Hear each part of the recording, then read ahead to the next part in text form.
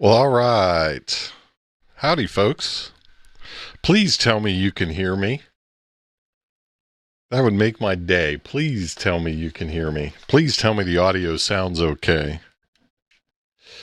Boy, did you guys ever have one of those days? Wow. Well, I had one of those weeks. Yes and yes, 5-9. Thank you. The Broke Ham. How you doing there?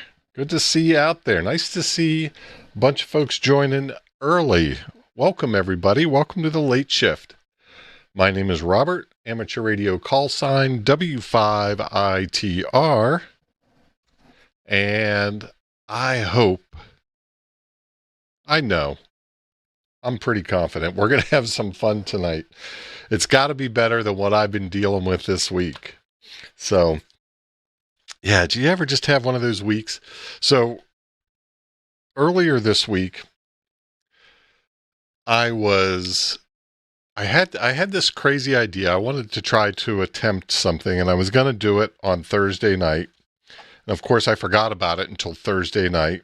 So right before I needed to kind of be ready to do it, I was going to do a surprise stream, and I was going to plug in my Kenwood radio into the stream, and well, I can tell you what I was going to do. I was going to do a commentary on the Tech Preppers shortwave broadcast live, right? So I thought that'd be fun. This is his third broadcast. He had a great guest on this week, and I thought, wouldn't it be fun, just for the heck of it, let's listen to it, whoever's around. You know, it doesn't come on until 10 o'clock Central, which, you know, is right down my alley. I'm all about that. But I thought, wouldn't it be cool just to pull that up and listen to that and kind of do some commentary over top of that together. I thought that'd be something fun to do. So I go to hook up the 890 because it's got kind of this SWL feature. Yes, I could have done it with the Flex. Didn't want to do it with the Flex. I wanted to do it with the 890. And like 10 minutes before the start of the show, I remembered, daggone it, I think I was having trouble with a USB port like months ago. And it's one of those things where I had another one, so I didn't really need it. I just moved some stuff around and it wasn't a big deal. And, you know, I'm kind of maxed out and I needed that extra port. And,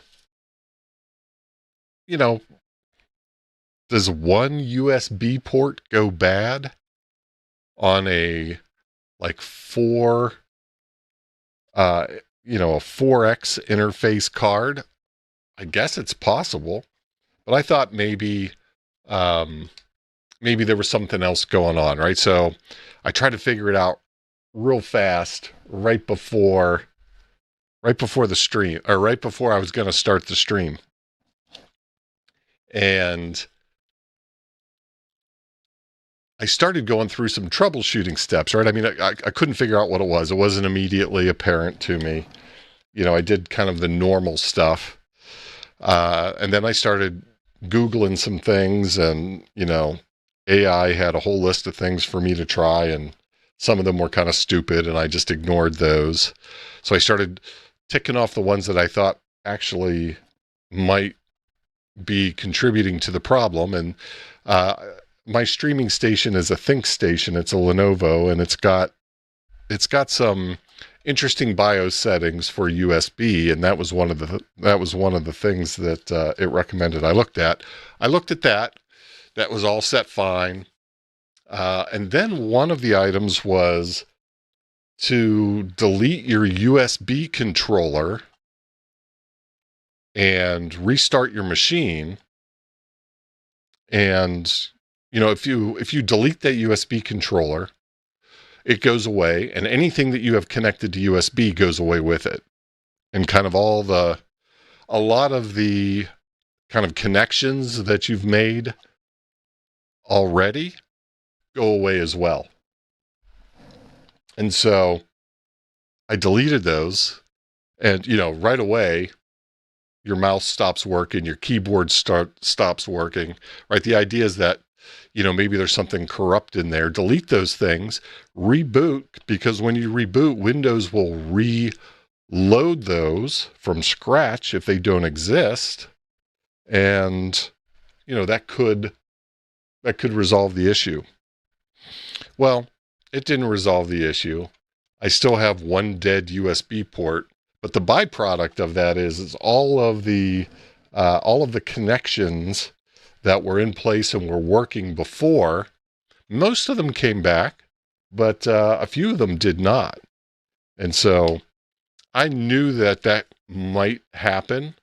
And, you know, I have 3 or 4 hours typically before, you know, between, you know, when work ends, I get my chores done, and then I get ready for the stream. I have a nice chunk of time in there, and I figured I could address the issue then if I had a problem. Well, yeah, you can imagine. So something else happened that completely pulled me away from that. Crazy stuff. So we've got 2 refrigerators, you know, like a lot of folks do. You have one in the house, one in the garage, and then one in the garage is kind of like your extra storage. And that sucker just popped tonight. It just decided to pop. It popped sometime around, I'm guessing 6 o'clock. And, you know, I walked through the garage after I got done with my goat chores. I always grab one of my energy drinks for the show tonight out of that fridge that has all kind of your extra stuff in it.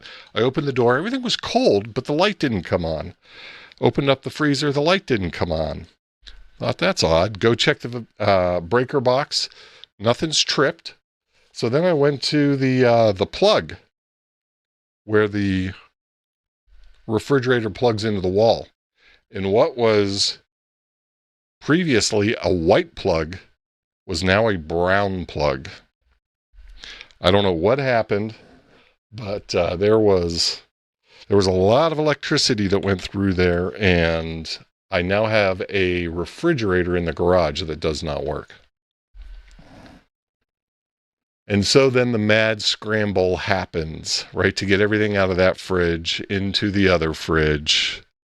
Of course, you don't have room for 2 fridge worth of stuff in one fridge. So then, you know, you start, okay, what am I willing to lose? What am I not willing to use? Oh yeah, I have an extra little fridge. I could put a bunch of stuff in there. Oh yeah, I've got my camping fridge, which also has a freezer capability, so I can put a bunch of stuff in there. But long story, not so short, is I ended up losing all of the time I was expecting to have to do my cleanup. So I was scrambling here toward the end, and maybe everything's going to work. No guarantees. But we'll figure it out as we go. The rest of the week's pretty wild as well. Insurance adjusters. That's a tough business, man. That's like selling your soul to the devil right there. That's all I'm going to say about that, at least at this point. Going through all of that jazz. And so I'm ready. I'm ready to have some fun. I'm ready to hang out with you guys and have a good time tonight. So let's make sure we do that. All right, Bill, nice to see you out there. It's nice to see a bunch of people out there in green as well. Doc Brad, good to see you out there. Frank, thanks for being out there. Thanks for dragging your folks along. The Damned 67. Howdy, welcome. Bill, good to see you. Let's see. Josh, good to see Josh out there. The Broke Ham. Yeah, we got a good crew building out there. So this is going to be fun. All right. So what are we going to do tonight?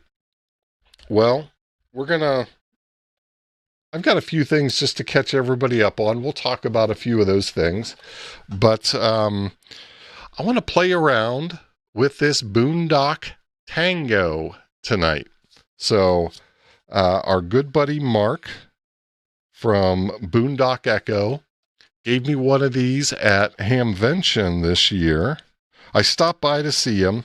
Frank had put out the call that said, hey, Mark has not been able to get anything to eat because he's slammed. And he was slammed. Every time I walked by, I wanted to spend a little bit of time and chat with him. Every time I walked by, he was just absolutely slammed. I stopped by right around lunchtime on Saturday, I think it was. Is that right? Yeah, it was on Saturday. And I popped in. I was going to see if I could run out and grab him some lunch. And Frank, your call had went out and a bunch of people had heard it. And I guess he said everybody ran over to try to take care of him and his buddy. So good on the community for hearing the call and running out there to try to help. Bill says, yeah, eat the ice cream before it melts. Well, beer, Bill, the question was, I've got all this cold beer, and I'm one of those people that believe once cold beer gets warm, it doesn't taste the same when it gets cold again. So I had to figure out what to do with all the cold beer. That was the big concern. Of course, we had some other, meat and all that jazz. But yeah, I was concerned about the beer. We didn't have any ice cream out there. But anyhow, so I want to play around with this. I've got an idea for something that could be fun with this. When I did get a minute to talk with Mark, I'm like, Mark, man, I really love the idea of your device. I'm just trying to figure out what my use case would be for it. And I think he does a great job of explaining some typical use cases for it on his webpage. But, and those are all very valid use cases. They're just not my use case. So I was trying to figure out what can I do with this thing that would be kind of fun and cool in alignment with the things that I like to do. And I thought, okay, wouldn't this be cool? So first of all, it's a really small device. So that's cool. That's handy. I thought, wouldn't it be cool if I could use this to do real-time transcription, right? That's one of the things this is capable of. Wouldn't it be cool if I could do real-time recording/transcription of call signs and grid squares during a satellite pass, right? This is small enough I could tuck it in my kit. If I could get it to work and I had an internet connection, and we'll get into this in kind of greater detail. I'm just giving you guys a little preview. I know some people are always curious what we're going to talk about. Because, hey, look, we talk about some interesting stuff, but we talk about some kind of stuff that maybe not everyone's interested in. So being respectful of people's time. I'm going to try to set this thing up and see if I can get it configured with my satellite kit. And I don't know how far we'll get tonight. If I look at my week as my short-term track record, we're not going to get very far, but who knows? I want to see if I can get this connected to my satellite rig where I can use it to do a real-time transcription. I mean, one of the most challenging aspects of working satellites, or one of the skills you have to develop when you're working satellites and you're portable or mobile, and you don't have the luxury of sitting down where you can scratch out a call sign when you hear it, is memorizing that while you're doing all the other things that you're doing, right? While you're playing the octopus and, you know, working your antenna, working the Doppler, tracking the satellite, all of those things. You know, it's another skill set that you have to develop, is kind of capturing those call signs and grid squares so that you can be more successful whenever you're trying to make those contacts. So wouldn't it be cool if on your phone, if you're using an app to track the satellite, on my phone here, on my Android phone, I'll brag a little bit, and it may not be bragging. I'm just not familiar with Apple phones and other phones, but on my Android Samsung phone, I can run multiple apps split screen. So wouldn't it be cool if I have my my satellite tracker in half of my screen, and like in the top half and in the bottom half, I have the Boondock Echo console up, and I can see I can see the words being transcribed as it's transcribing them. Is it going to work? I don't know. It sounds pretty daggone cool to me, though. That's what we're going to try to do. I don't know how far we're going to get, but we're going to have some fun getting as far as we can. Michael, getting out in life. Hey, buddy, welcome. Nice to see you out there in the chat. Let's see, Greg. Welcome, WB2YZG. Thanks for being out there. Let's see. All right, I think I got everybody. I think I got my hellos out there. Jason, welcome. That's Jason Tetlow. Welcome. All right. Oh, John's out there too. John, AC8XU. How you doing, John? Nice to see you out there in the chat. All right. Well, let me share with you guys some of my. Let me move some stuff around here a little bit. Let's jump into the this and that segment here, and let me just touch on a few things. First of all, our topic from last week, open dark sky. You guys may remember I put a call out. I've got a couple of these things. I've got mine deployed. It's registered with the network. It's doing its thing. I've got a couple more of these things, and I want to get these out to people in the community.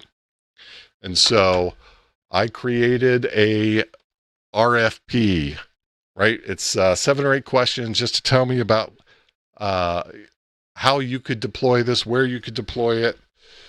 Are you able to deploy it?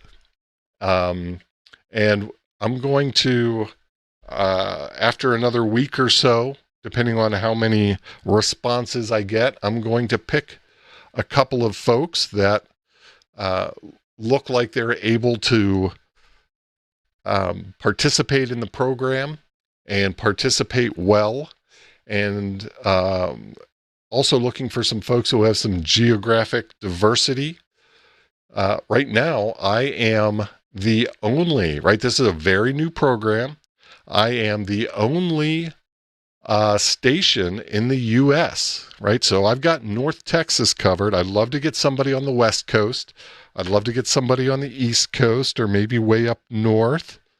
I'm looking for a couple of people in the U.S., right? So how do you get to this RFP page? You just go to, let me get there. You just go to the community list page. That's the bitsy/CL. If you are not part of the community list, just join the community list. Put your name, your address, some other info here that you are willing to share. If you're not willing to share it, that's fine too. And when you submit this, and then you go through kind of the double dare process, right? Because I really want to make sure people want to be on this list. It's going to send you an email that says, hey, verify your email. Once you verify your email, you'll be you'll be presented with a link to fill out the survey. So that's one way. If you are already on the community list, just come over here, fill in your email address, and submit. The system is smart enough to know that you're already on the community list, and it's going to send you right over to the survey. So last week we got about 10 people who filled out the survey. So not a lot of people have filled out the survey yet. So your chances are good. If you're interested in being part of that program and, learning a bit more about, the data that's collected, right? This is all about light pollution, right? That's what these things measure. They have a SIM card in them. I'm going to send them out to the folks. It's no cost to you. It's ready to rock and roll. It's got a SIM card in it. These were provided by the Libre Space Foundation, right? Open Dark Sky is the website if you want to learn more about it. But I thought I'd have more people excited about that. I've got 10. I expected to have 30. So if that's something you're interested in, get your entry in. I've been in communication with those folks a little bit. You guys may remember last week, we looked at this in detail. Something I did want to share out on the GitLab site. You may recall we looked at some of the code that was out there. We looked at some of the, they have, what are they called? Gerber files for boards, all that type of thing. But they didn't have a BOM out there for a bill of materials for the PCBs. So whenever I reached out to them and I said, hey, people are interested in this. They wanted to buy them. They wanted to build them. What's the dealio? They said, and I said, hey, here's some feedback. I didn't see a BOM. And they were like, oh, heck, we forgot to put that out there. We've got a BOM. We'll put that out there. So I think they've got that updated. But the other thing that they sent out was a picture, right? These are these white ones. That's what I have right here. They are experimenting with some other kits that will be a little easier for folks to deploy, to build and deploy on their own. You can see they have kind of like a polycarbonate case, not too unlike some of the cases that we've used for different projects, right? This is very similar to the case that we used for our Tiny GS project a few months back. But, they're trying to be responsive, right? They've heard that, hey, people are interested here. We better strike while the iron's hot. And they're trying to be responsive there. So, I did ask them, what's the plan? And, people have said, can I buy that thing? Is it available? They have a bunch of these that they're sending around at various locations, and then they're trying to get their plan together. They're going to be working with Libre Space Foundation to get their plan together to figure out how they're going to move this forward. But, they were excited that, we talked about it here on the live stream, and, that there's a bunch of interest in that. So, again, if you guys are interested in that, there is if you go out to here, let's just look at it real quick. If you go out to their website and you go to the very bottom of the page and you go to this join the discussion button, this is a link to an Element chat group. Right, so Element is an open source version of like Discord or, whatever you want to think of in terms of the various chat programs out there. But you can join that group and chat with the developers, see what's going on, and be involved firsthand. So certainly check that out if you're interested. All right, let's see. Oh, yeah, the other extra added benefit, right? If you join the community list, this is, I use this as my newsletter list, so I'll send out an occasional newsletter, and this is how you get signed up for giveaways on the channel. You got to be on the community list. So if that's something that you're interested in, if you want some free stuff the next time that we have a giveaway, you got to be on the community list. So there's a little extra motivation for you there. All right, let's see here. Thank you, Bill. Thanks for putting that out there. The Broke Ham signing up now. There you go. EOD was looking for that. Good. I'm glad I revisited that. Hey, if you guys are not watching or if you're not listening to Gaston's shortwave broadcast, you really need to put it on your calendar. He's doing a really fantastic job with this. You know what? I just took these off. I don't trust that anything works here. So let me just, at the end of each of his episodes, he has a little radio challenge, and he's had some fun challenges. This is a new one here, and he has a little video. I'll show you what I mean by he's having a lot of fun with this. Hopefully it'll play. First, thank you for tuning into this episode over the air. This month, I have embedded a Caesar cipher on this page. Look it up. Caesar cipher, and you have to remember 3, the number 3. The first person to send me an email to info@thetechprepper.com. info@the. You get the idea. Go check this out. But it's fun. Every week or every month, I'm sorry, he does this once a month. Every month he has a different little challenge, and they're a lot of fun. They're not terribly difficult. They're not difficult at all if you know what a Caesar cipher is, right? This one here was very pretty straightforward and pretty simple. But even if you don't know what it is, right? Google's your friend. He doesn't make these things impossible, but he does make them fun. They're pretty cool.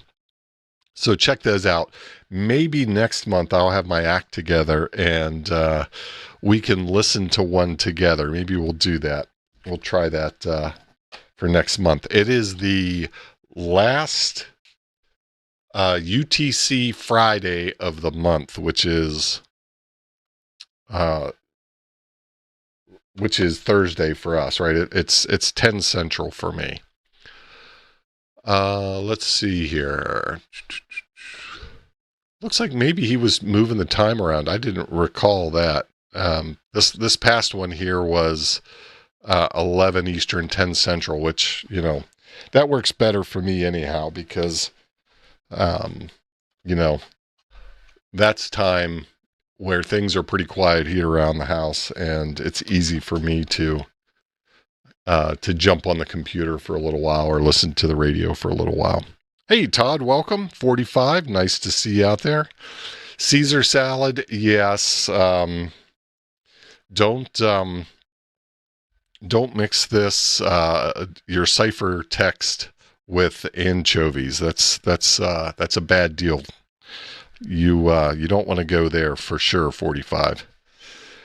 All right. So that's what we got there. Oh, one other thing.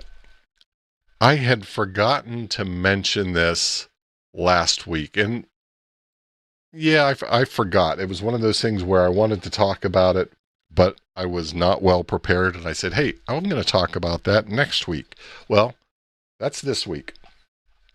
I wanted to share with you guys, this is a new company called the Elmer brand, and this is our friend Eric, W4EPS out of Florida. For folks that have been to the Hamvention POTA events, been to Hamvention, we always see Eric out there. He's based in Florida. He was at Hamvention this year. This was his first show. And he is, right now, he's got some different kind of chokes that, compete with some of the other cable companies out there. You guys are probably pretty familiar with those. But I wanted to give Eric a shout out. I've got one of his chokes right here. He does a really nice job putting these together. He's using POTA Flex. He's using, the nice Messy and Poloni connectors, right? I forget what this style of connector is called. He's got it right on his page here. So it's, Evo connectors, right? He's using the Evo connectors. Yep. Thank you, Frank. And then he's putting, first of all, he's putting, I think this has 7 ferrites in it, where, some of the competitors have 5 ferrites for a similar type of choke. He offers this with a 90-degree connector on it, as well as a straight connector, right? Just a regular connector. So depending on how you're using this, instead of having it kind of pulling on the back of your rig, or depending on how heavy the rig is that you're connecting it to, all the rest, just gives you an option, right? To just drop it straight down off of the coax connection. And, he's doing a nice job. He's putting a nice, he's got several colors of heat shrink here, and, he's personalizing them. So that's kind of nice. But, I wanted to, just point this out. Make sure you guys were aware that Eric is out there. It's called Elmer Brand, the Elmer Brand, elmerbrand.com. So if you're in the market for something like this, check him out. It's always nice to see, our ham friends trying to, do something in the community. I think that's awesome. I thought about this earlier today whenever I was trying to get some thoughts organized for the show tonight. I was just so impressed this year at Hamvention when I saw so many of our community, so many of our friends working so hard at that show, right? You've got Mark. He was slammed. He was just working his tail off. You've got Meshtastic Dave, right? Dave was buried. He was absolutely buried, just working his tail off.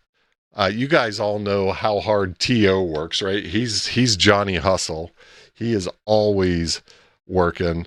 But it was just so great to see a lot of folks, and that's not an all-inclusive list by any stretch. Stavros was out there with his low mesh stuff, right? These are all guys that are, a lot of them are working in small businesses or working, like Dave hustles his butt off. Yes, he is an ambassador for Seed Studio, but I promise you, they are getting a bargain with how hard that guy works, right? And he's not doing it for the few bucks that he gets over the weekend at a ham fest, right? This is something he's passionate about, and I think that's the thing that's most impressive here, right? If you want to see Mark, you want to talk about somebody who is passionate about what they do, just talk to Mark, right? I mean, he like jumps out of his skin talking about that product. Steve, our antenna buddy, that we see a lot on Josh's after chat. He was working his butt off.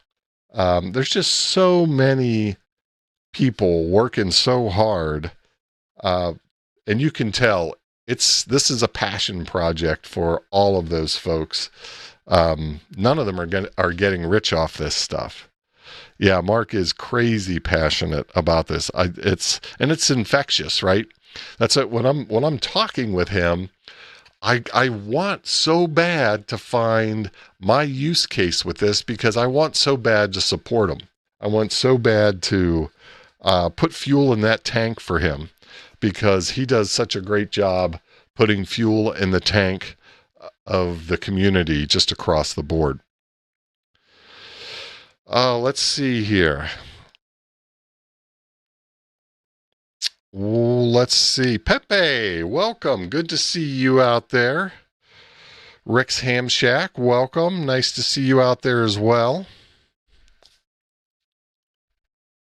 Yeah, Stavros is really a lot of fun to chat with. I was chatting with him a little bit earlier this week, and we exchanged some emails and whatnot. And I mean, that's another guy. He's just working his tail off, doing some great stuff. I can't wait for him to talk about what he's got coming up next. I don't want to spill the beans. You know, that's not my place to do, but I can tell you he's got some cool stuff in the wings. Super exciting. Andy, good to see you out there, Andy. Thanks for joining. I appreciate it. All right, let's see.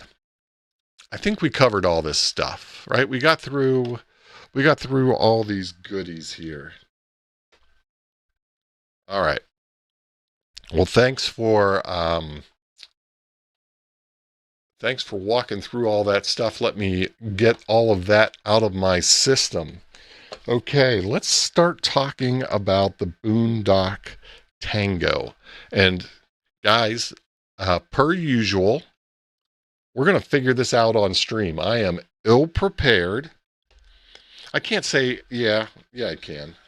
So, you know, whenever Mark handed me this, he was in like full-on Mark mode. And he like gave me the whirlwind tour in like two and a half minutes, right? He's got a big group around him.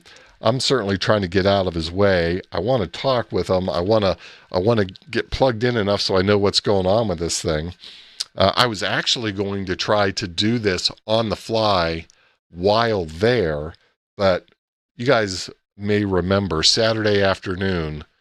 For those of you who were there, the skies opened up in the afternoon and gave us another nice rain shower.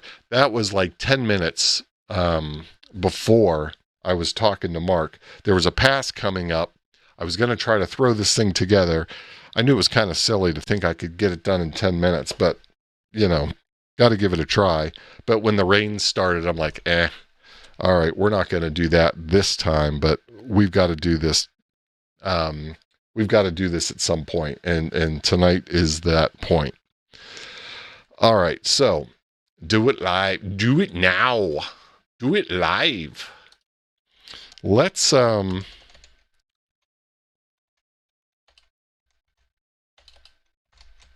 know you guys can't see this yet. I think it's Boondock Technologies. Isn't that it? It's boondockecho.com. Okay.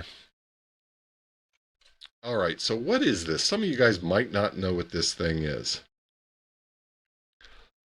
That is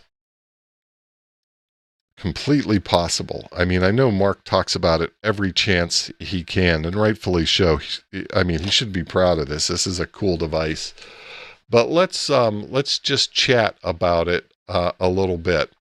They've got, I haven't even really looked at this webpage yet, so I'm doing a super fast scan.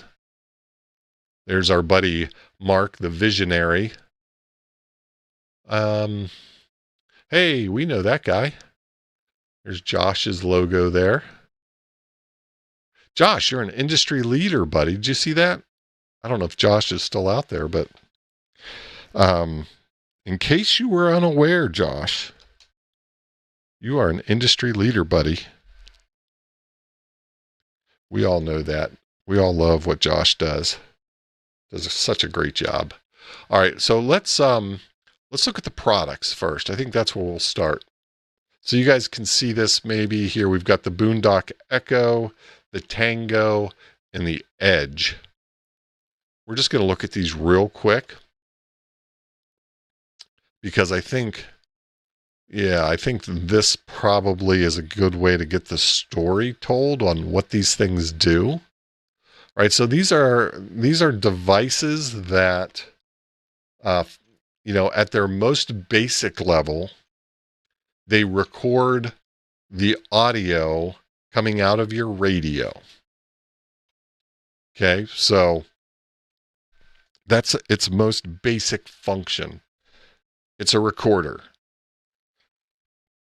Now, it wouldn't be very exciting if that's all it did. So this is a cloud-connected recorder. Right? Hey, Roger, welcome. And so because it's cloud-connected, we can do some other cool stuff, right? And some of those cool things are creating an audio backup, right? That's this item right here. We can do AI-backed transcription, and this is a little bit what I was talking about earlier. It can take that audio, process it, and then spit out the transcription in real time, right? And well, let's see, what's the difference here between their transcription and translation? It can translate languages too. Ooh, that's kind of cool. 20 plus languages, right? And it can also do some keyword automation, which is pretty cool. So it can be listening to your radio. It can hear a particular word. You can configure this that if it hears a particular word, it can, boom, kick off some automation and do something. So that's pretty cool. So, wouldn't it be fun? Now, I have to think about this a little bit, right? So one of the things that would be kind of cool, it's cool on one hand, but it's crazy on the other hand, right? One thing you could do if you did have this connected while you were working a satellite pass, or let's say you were working the ISS, and all of a sudden you heard NA1SS as a call sign, or you heard, I probably wouldn't use NA1SS as my trigger, only because you very frequently will just hear people calling for that call sign. It's not that call sign responding or talking, it's somebody calling that call sign. But I think every time that I've heard an astronaut on the repeater, at some point within the exchange, the astronaut says, "Welcome aboard the ISS," or "Welcome aboard the International Space Station." So that would be something you could key on. And wouldn't it be kind of cool if when you heard that, you did something like, the crazy thing would be,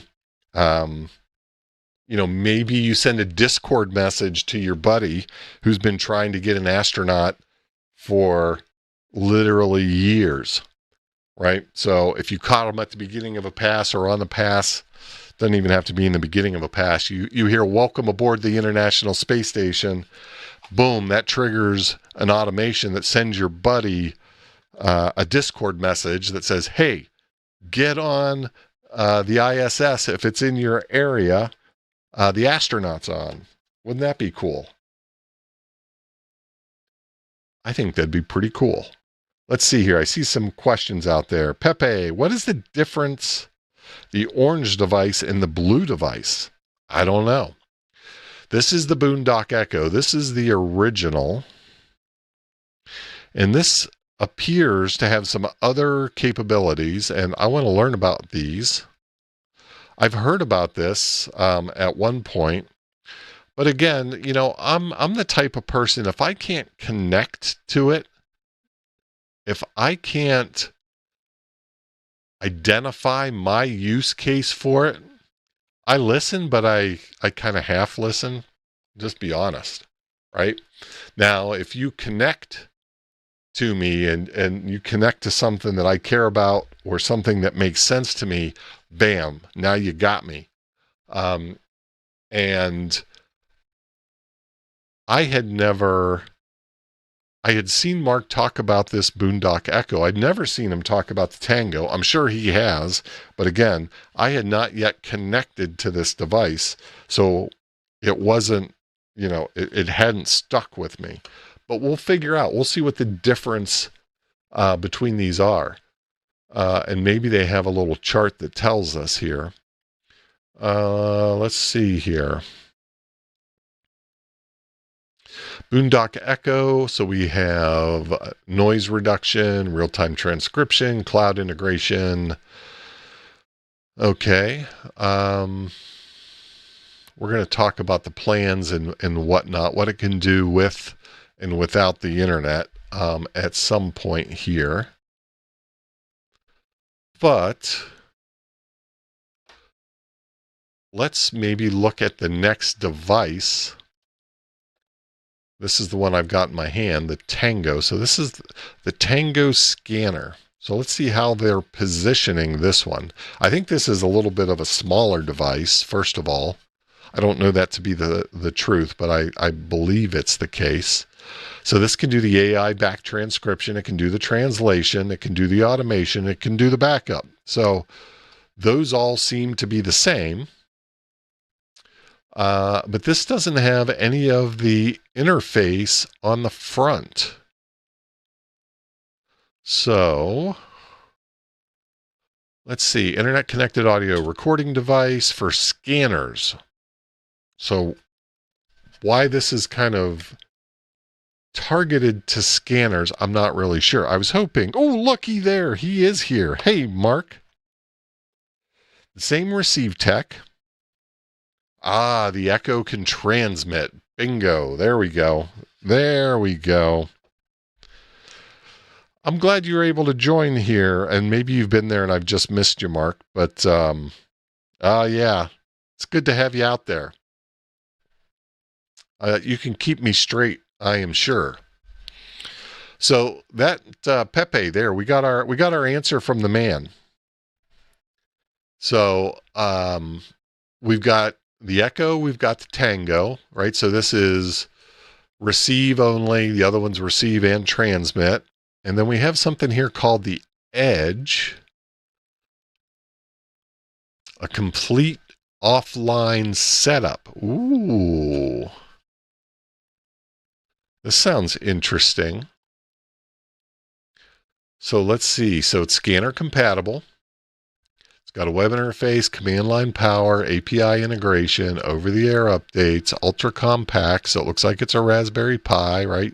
We've all seen this case here before. I'm sure it's a single board computer of some flavor there. But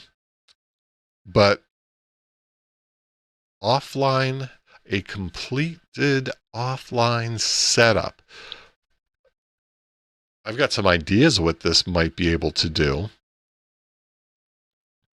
And I know I've heard Mark talk a lot about, hey, look, we have hardware. We can provide you hardware, but this is also open source. You can also build some of these things yourself. You can use our software. You can use our service. You can connect your device to our service. Maybe that's some of what this is about here. Oh, Edge is a commercial product. Okay.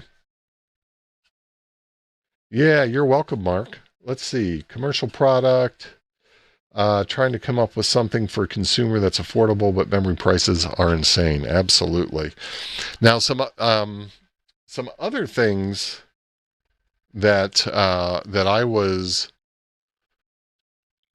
kind of kicking around in my brain, and I guess, well, let's go to use cases first, and then we'll come back to my kind of the silly way I think about this stuff sometimes.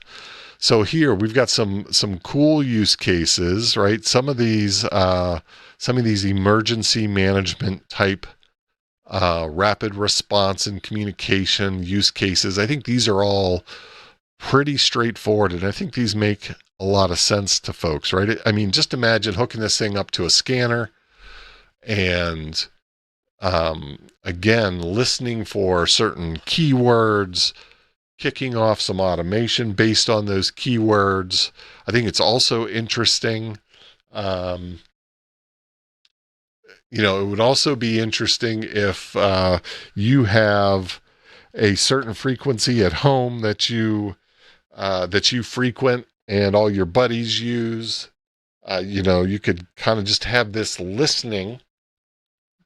And I know this has like some Vox capability, so it's not just recording dead air, but you could just set one of these things up and have it record your favorite frequency, and maybe it's the frequency that you and your buddies always chat on, and you could just be capturing anything and everything that goes across that frequency, and get a message whenever something is comes across your frequency, right? It's not your frequency, but you guys get what I'm saying, and get an email or something that tells you what's being said. I think that's pretty cool, interesting use case as well. Let's see. Open source, you can make your own. Yep, thank you, Mark. That's what I was trying to get to. The Tango board is $25 on Amazon. Cool. So you have all these kind of, I think Mark and team have done a great job of spelling out some really useful use cases for specific purposes. But again, the thing that I've always been struggling with myself is, what's my use case? I want to connect this thing. I want to figure out how I can use this so I can get excited about this and I can share that with others as well. And for me, I think it has some really interesting applications if we can get this connected and transcribing some of our satellite contacts. So that's what I want to play with here. But some of the other things I was thinking about, and Mark, I'm sure you guys have done a lot of work in this area, right? So today, this has to be connected to the internet in order to do the magic. And what if you're not internet connected? What if, you're in a spot where you don't have internet? Some of the things I was just toying around in my mind with is, it would be interesting, and I haven't even pulled up the interface yet. We're going to do that soon. But it would be interesting if you could point this toward your own. I'm sure this is using some sort of voice translation AI LLM type of service on the back. And there's a number of those services out there, right? There's a few that are open source, that are free, meaning you can run them on your own hardware. They still require some horsepower, right? They require, if speed's important to you, It's no different than running any other kind of AI application. You're going to have some horsepower, which likely means some sort of GPU. And yeah, maybe it can run on something smaller than that, but boy, it's going to likely be slow. I don't know that to be the case, but I'm guessing that's the case. But it would be cool, to be able to connect this to your own voice processor. That might be interesting as well. So we're going to see what all we can do with this thing when we pull up the interface. Let's see. Frank, thanks for coming on here and hanging out. Thanks for bringing the audience over. Appreciate it. Hope you have a good night at work and have a great weekend as well. All right, let's see. Oh, that's on the last. Okay. Oh, excellent, excellent. So, oh, it's nice having Mark in the chat. I was hoping he might join. Okay. So let's connect to this thing. And yeah, so well, I guess let's talk about it a little bit first. Right? Because you guys have all seen the Square. Right, so we've got this Square device. It's got a USB connection. That may be hard to see. I'll try to get an angle. That one closest to the center is a USB connection. It's got a slot for an SD card. So I saw Mark mention in the chat, it looks like you can save about 2 weeks worth of recordings. I think that's what I saw. We'll get into that a little bit. And then it's also got an audio interface that looks like a, what is that, a TRS interface, I'm guessing. That's how you get your audio into this device. TRS, 3.5 millimeter TRS. Okay, just TRS. Great. So in terms of, the device itself, it's really straightforward. So that's cool. All right, I'm going to get it connected. Well, you know what? Let me see. I am sure. I say I'm sure. I am guessing. Resources, documentation. Look at that.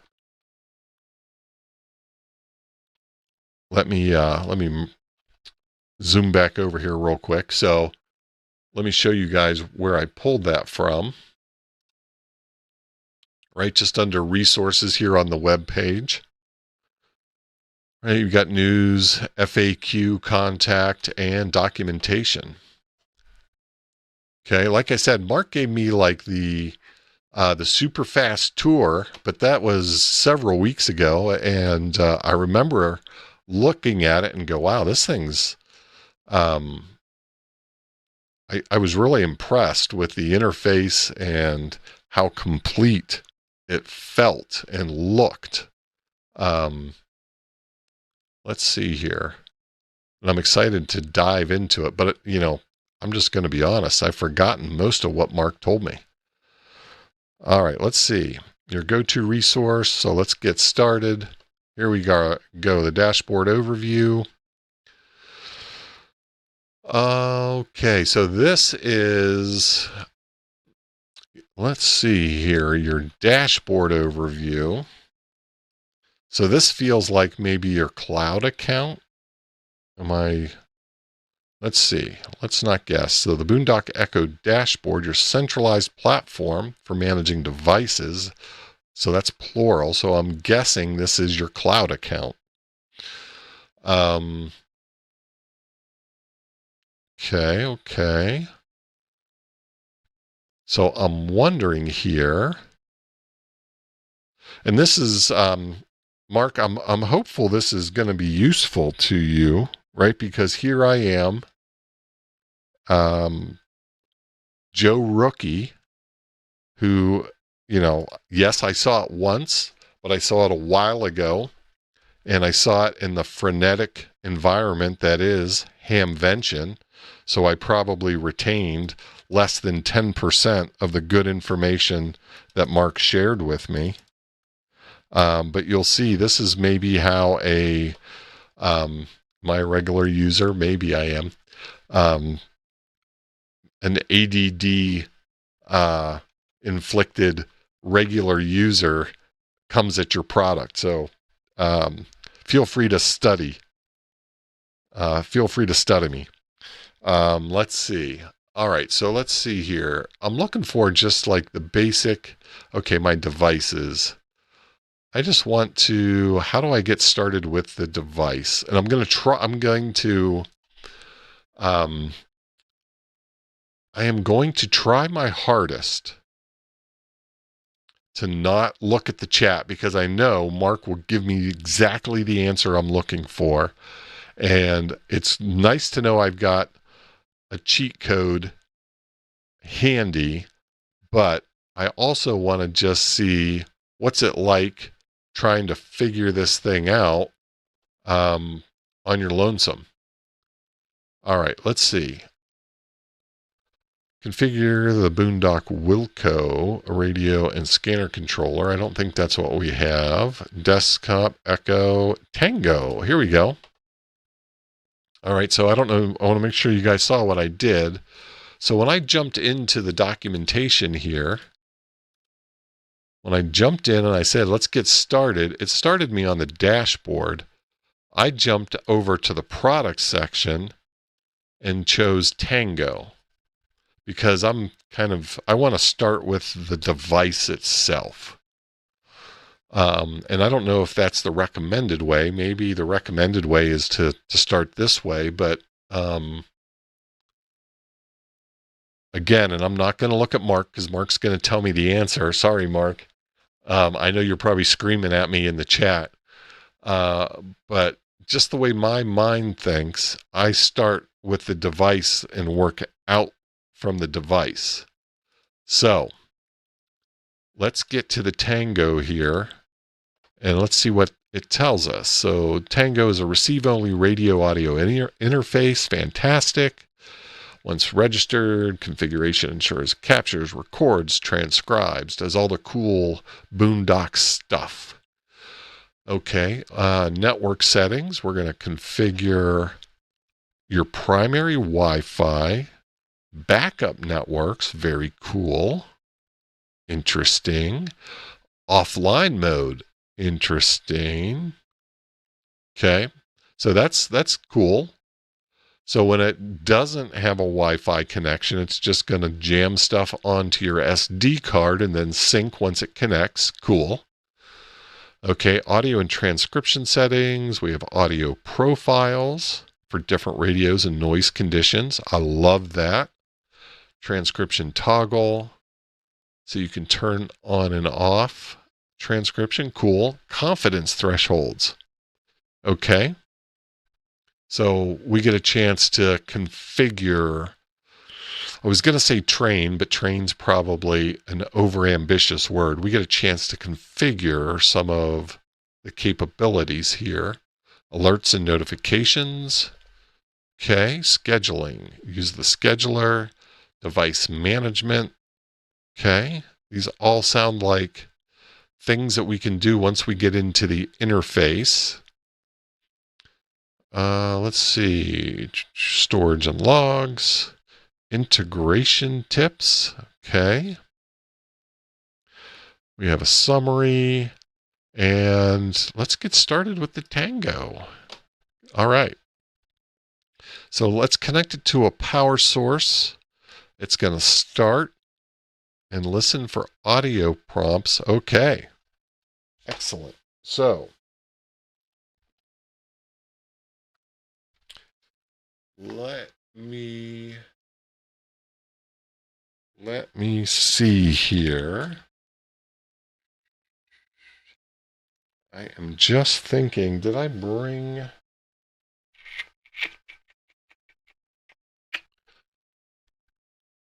I did not. I had a, I can't believe I didn't bring that. Hold on. Let me find it. Let me find it.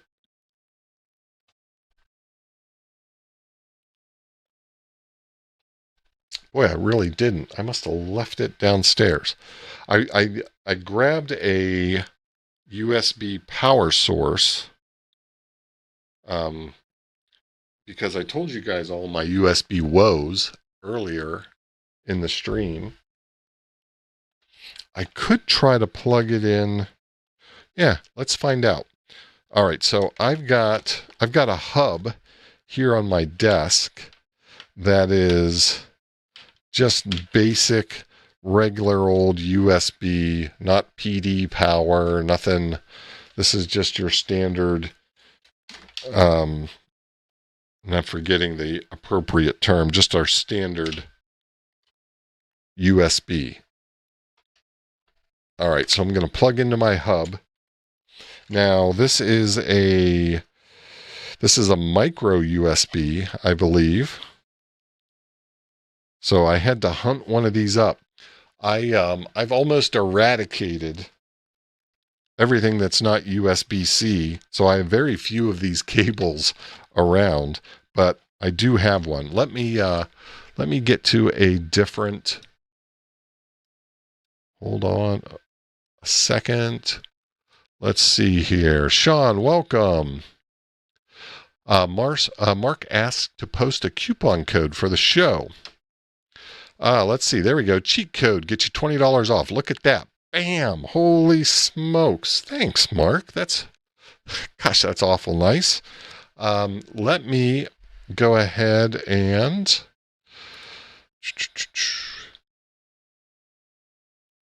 let's get switched over here to my messy desk. You guys can only see part of it. But I've got a micro USB here, and I'm just going to plug it in, give this bad boy some power, and let's listen. I see a light in there.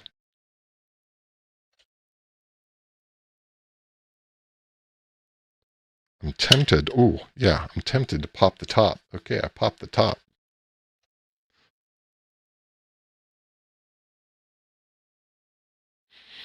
So let me show you guys what is in here. Let's see if I can get just a little bit better.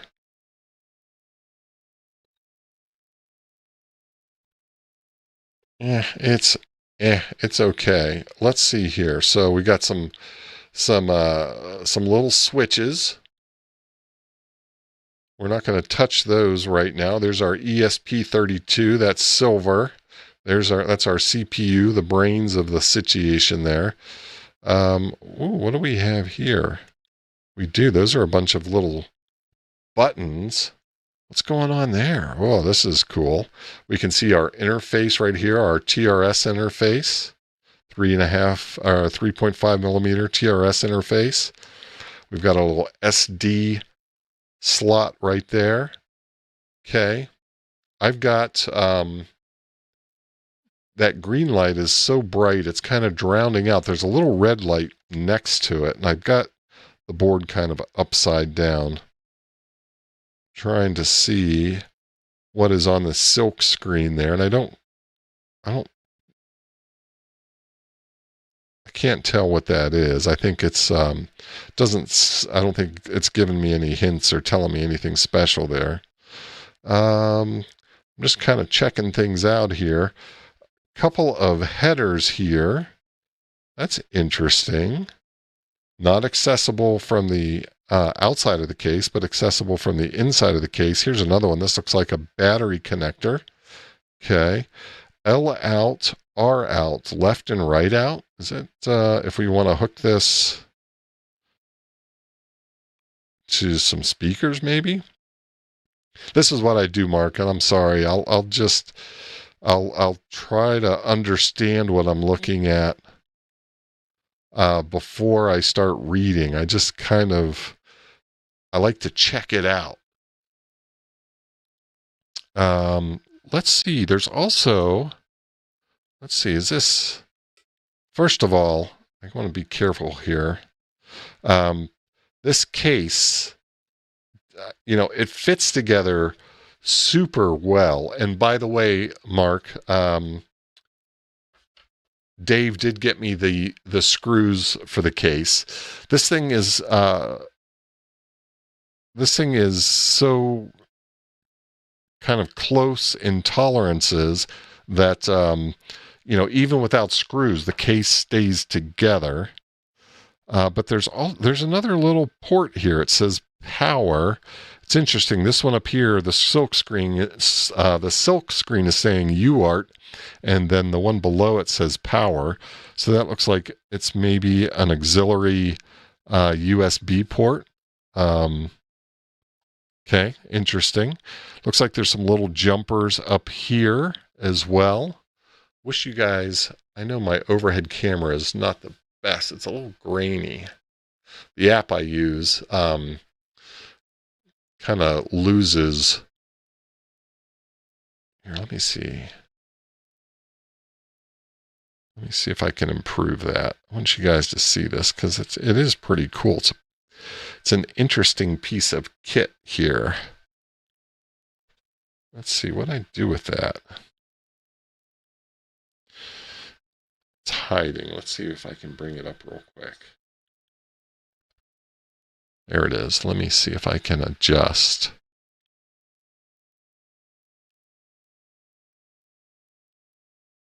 Yeah, it loses a little bit. It gets a little grainy. You'd think, like I don't have enough light here. But anyhow, you guys can see what we're dealing with here.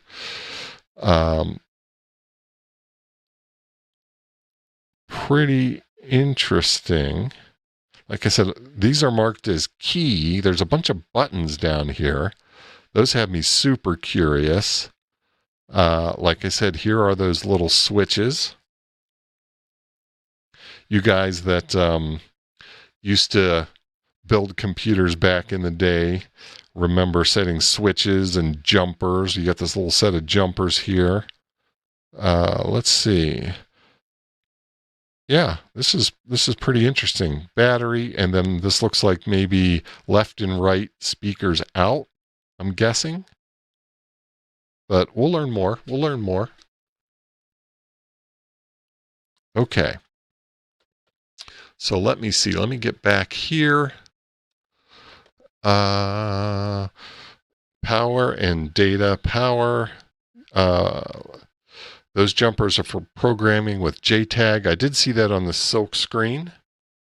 Many of the buttons are not in use, so we can do super high-speed SD card access. Okay. Cool. Okay. So we've got it connected.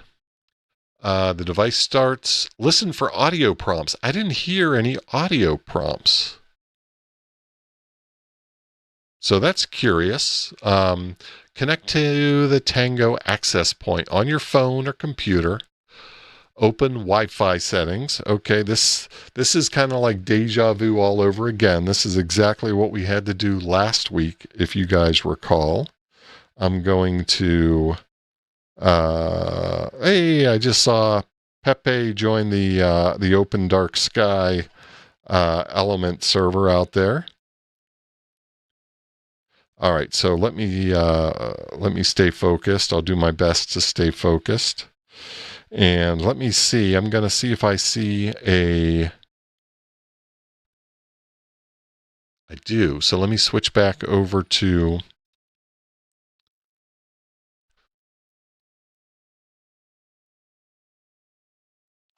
I don't know if you guys can see that very well, but I've got Boondock AP, Boondock access point. So I'm going to connect to that. Enter a password. Let's see. Password, Boondock Echo, all lowercase.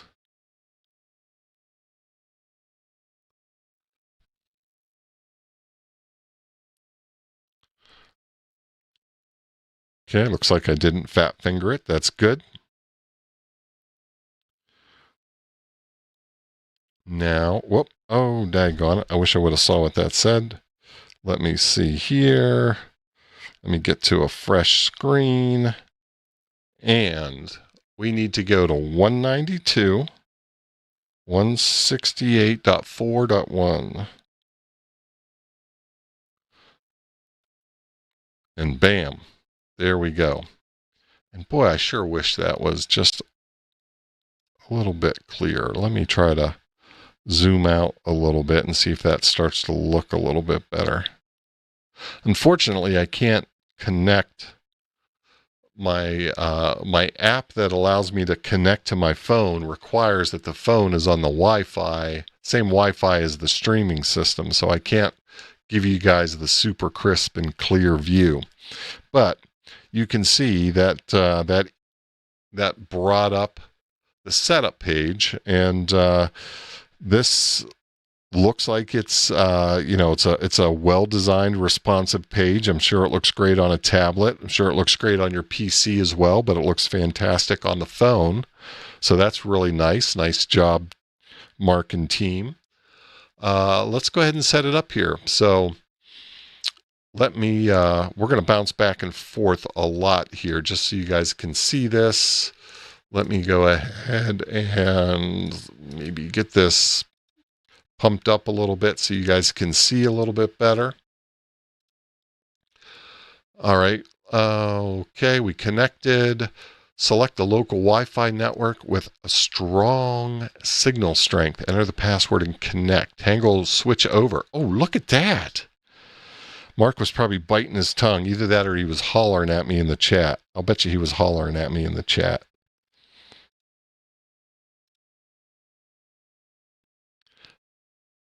Okay. All right. I was just checking to see if he was hollering at me. All right. So I'm going to, this is, I love this idea here, the way that you're approaching this. Now, okay. So we're going to do this.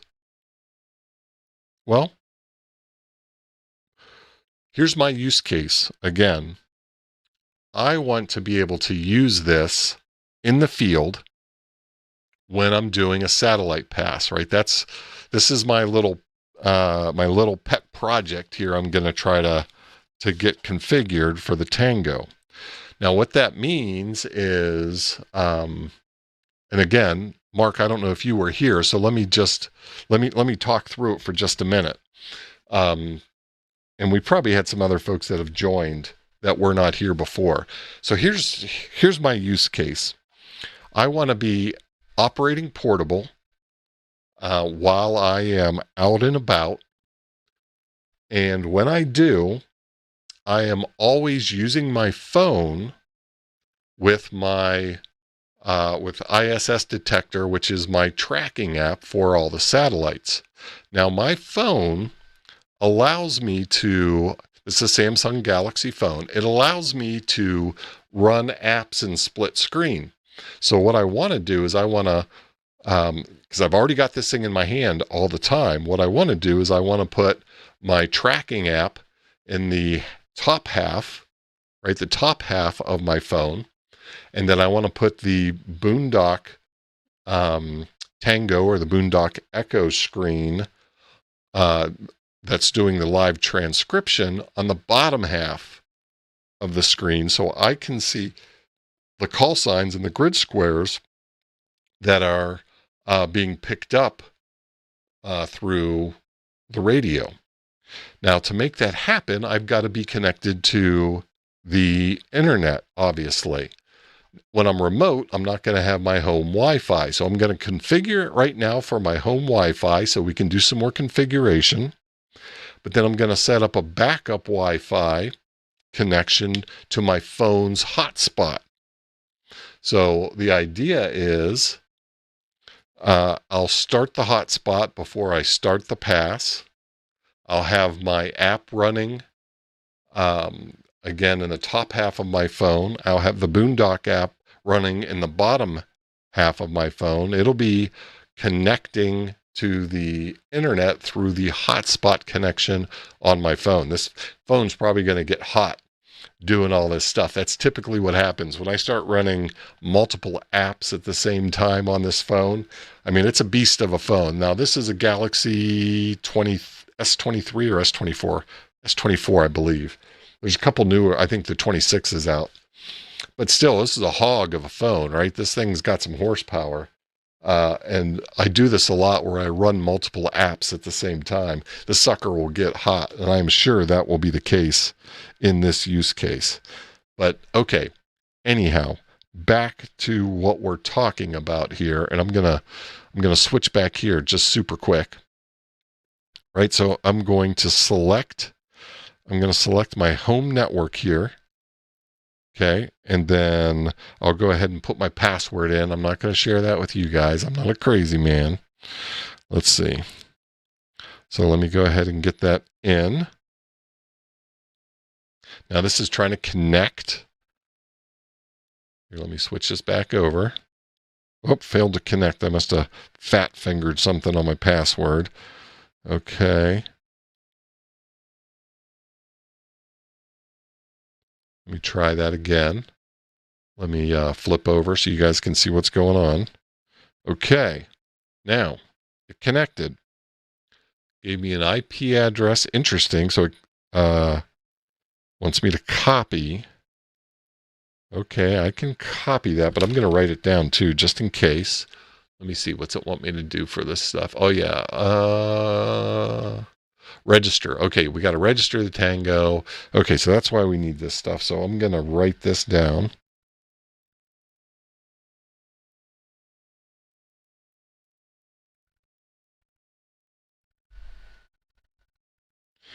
Okay, and then I'm going to write down my IP address as well. I'll copy that just for the heck of it. Okay, so we configured the local Wi-Fi. Now here's the other thing. Well, let's hold tight for a second. So let me go ahead and save and reboot. Confirm, save and reboot, save Wi-Fi credentials, and reboot the device. The device will connect to the network after reboot. Okay, beautiful. Success. Credentials saved. Device is rebooting. Sorry you guys can't read that. But now that this thing's going to be connected to my home network, I'm thinking I'm going to be able to pull this up so you guys can see this better using all my normal tools. Okay, please wait and then connect to the configured Wi-Fi network. Sure, we will certainly do that. Okay, which means I've got to set some of this up super quick. Let me go back to here. Okay, so it looks like our next step is going to be to register our Tango. Okay, so we're going to do that. But first, let me see. I just want to take a minute here and get my Android phone squared away. So please bear with me. Let's see. I hadn't done this before because, well, I told you guys all my woes today. Let's see here. So I want to share my phone screen. Oh. So now I can switch back. Oh, it switched back for me already. Okay. I'm back on my home network. Let me try again. Okay, there we go. Okay. And I'm just checking something out here real quick.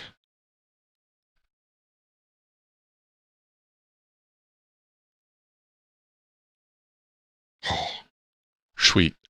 So what am I checking out? Let me just show you guys. This is what I anticipated was going to happen. And it's always nice when things happen the way you expect them to. Leads you to believe that you're following along, which is always nice. Let me see. I've got one more small setup thing to do.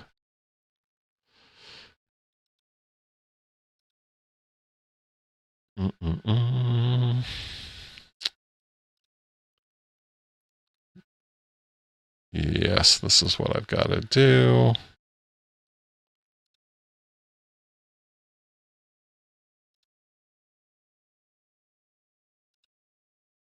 I'm almost there, folks. Beautiful.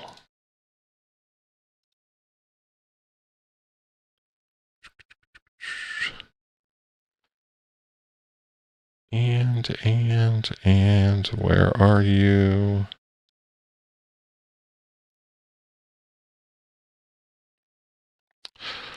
Well, I thought it was beautiful. Let me see.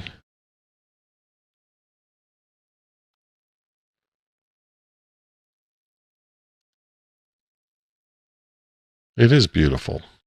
All right.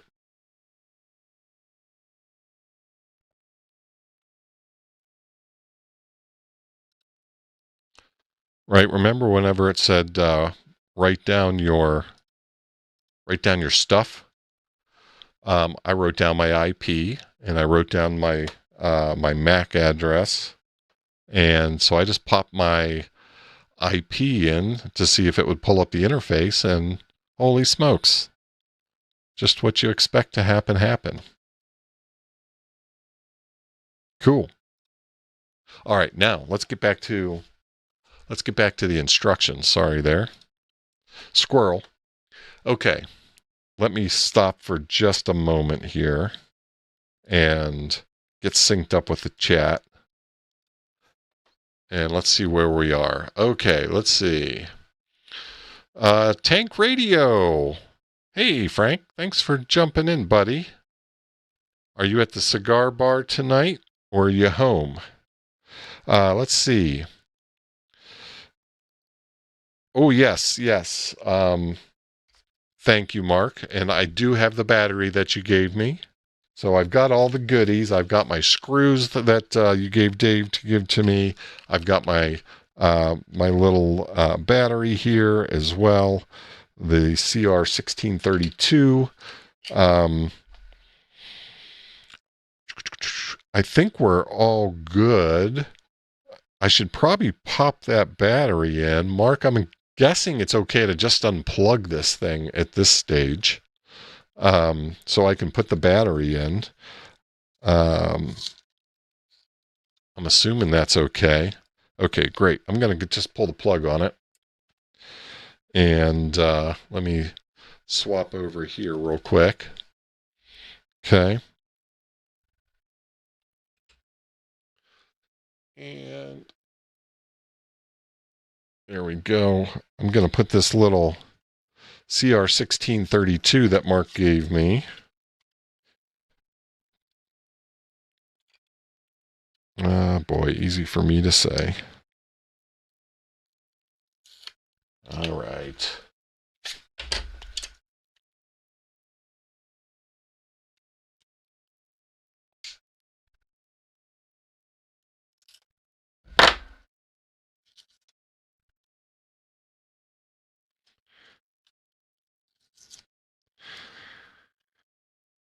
Goodness, these things are well packaged. I guess that's what you get when you get a genuine Panasonic battery. That was a Panasonic, wasn't it? I think it was.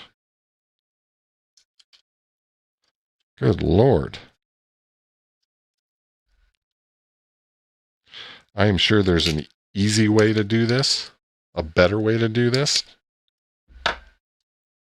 but I can't be bothered.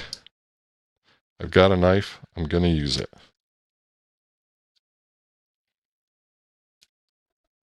Well, that's some good packaging. Okay. Positive is up. It looks like positive goes up. And we're just going to slide that bad boy in there. It is in there. Okay. Let's plug her back in.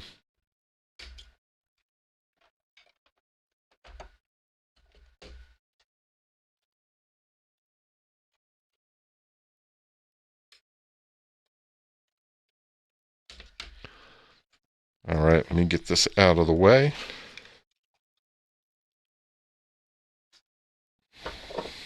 Let me sheath up. Okay. And let me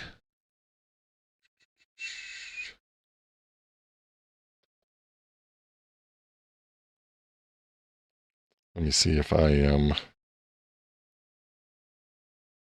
I'm back. Okay.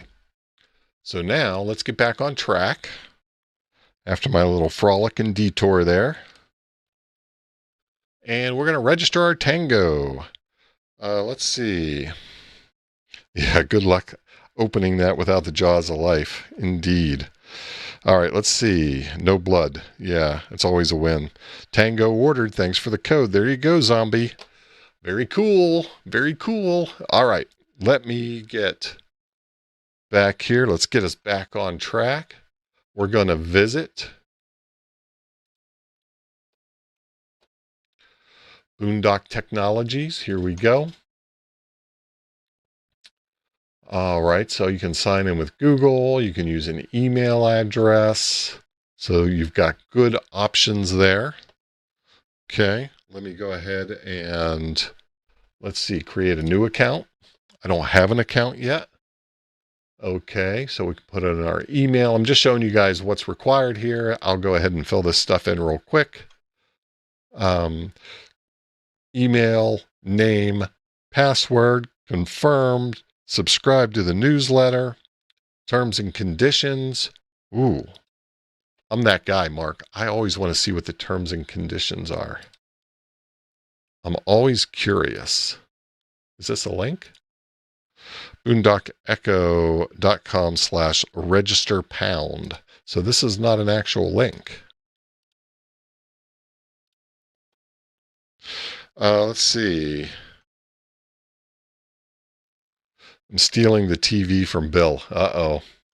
That's okay, Frank. That's why we all have phones.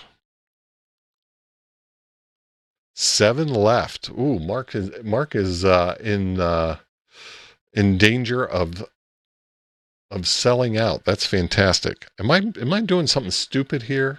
Let's see here. I'm trying to get to the terms and conditions. Maybe it's somewhere else. What am I doing wrong? Maybe something on the prior page.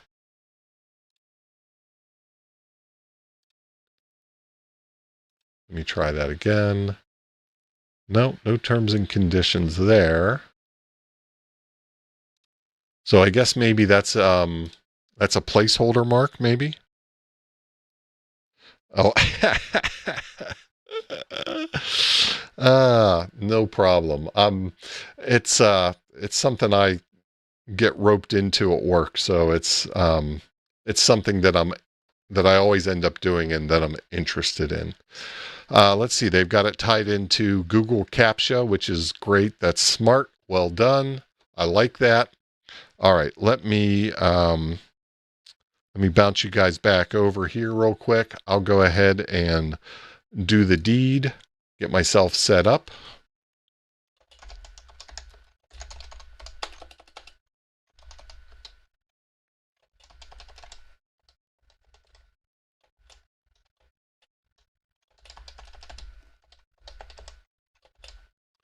Okay. I want to subscribe to the newsletter. Tell me what's going on. I am not a robot. Oh, I got to tell it what a motorcycle is. Okay. Oh, this is... Some of these CAPTCHAs are a little crazy. There's being specific, and then there's answering the way that you expect them, that they expect you to answer. Okay, so I'm going to create an account. I accept the terms and conditions. Okay, please accept our terms and conditions, even though I don't know what they are, and create the account. Here, let me swap back over. Right, so I've got my stuff filled out. I'm going to go ahead and I'm going to create my account. Okay, verify your email. Okay, great. Oh, I just felt the email come in. There's the Boondock. And activate. Wonder Twin Powers, activate. And now I need to go ahead and log in.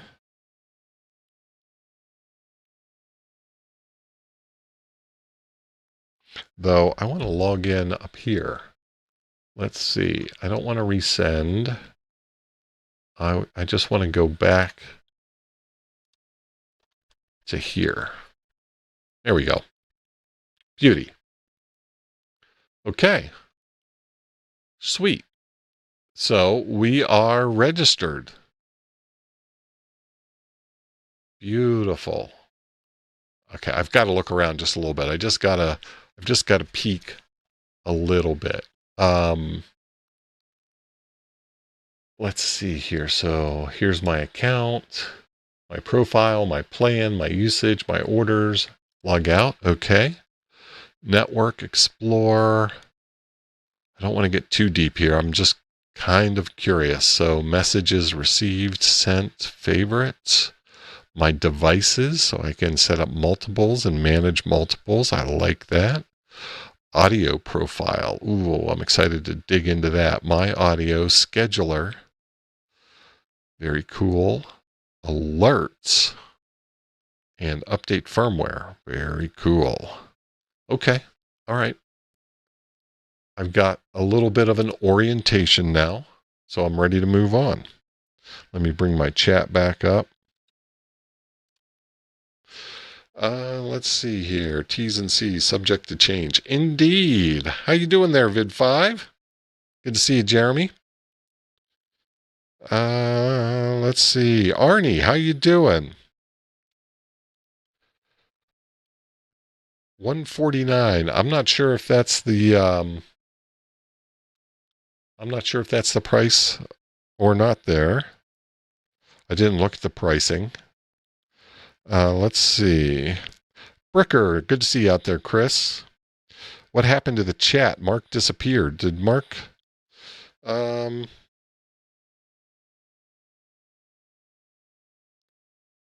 don't know. It says Bill. What'd you do, Bill? Let's see. Let's see. We'll give him a second and see if he comes back in. Let's see here. Let me just make sure he's not reaching out via Discord or something. No, I don't see a message from him.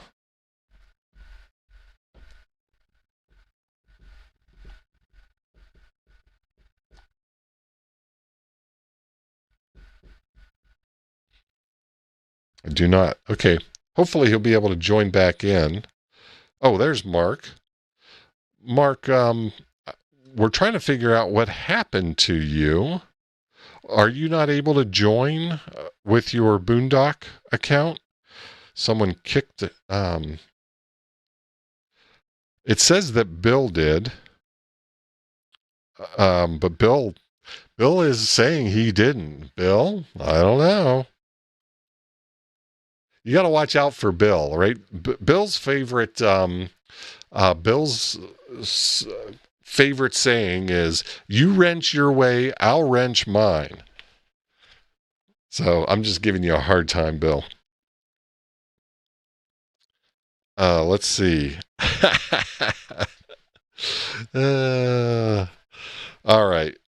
Well, in case you guys haven't figured it out, Mark Hughes is Boondock Echo. So, Mark, we're sorry you got kicked there. I don't know what happened there, buddy. We certainly want you in the chat. You're providing a ton of value, obviously, to our activity here. So, and just to catch you up, so I got logged in here. This all looks great. Did my kind of cursory review. I was just curious to see what's going on, and I'm ready to get back to the documentation here. So we registered, show up in my docs, deliver audio. Okay, so once registered, Tango will show up in the My Docs page.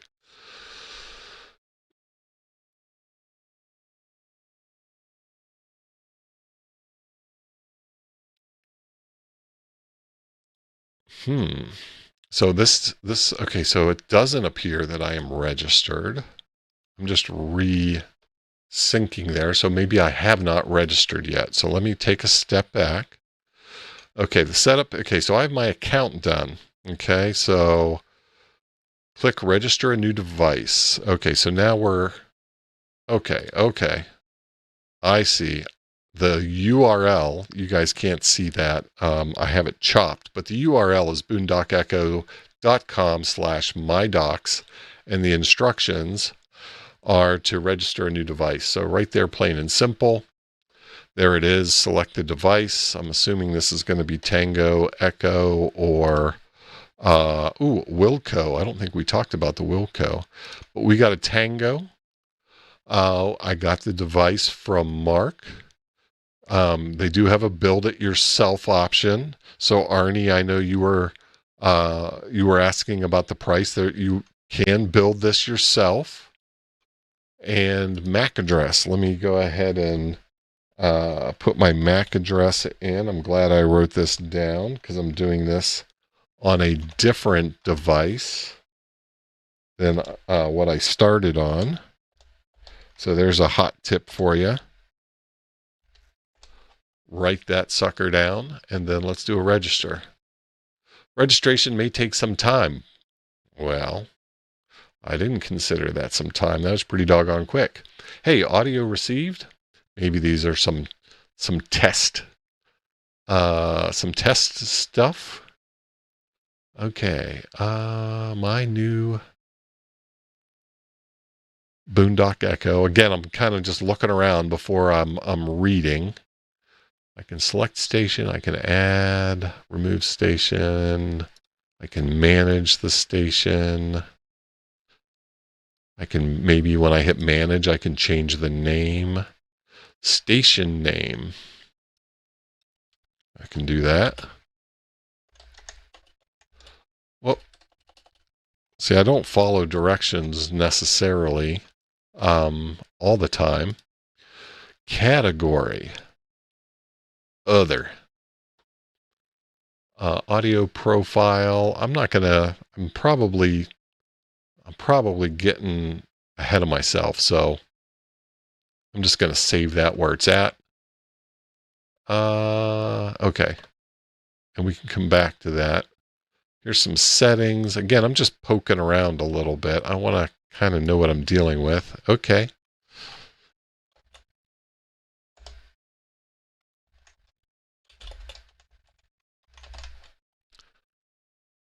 Just trying some stuff.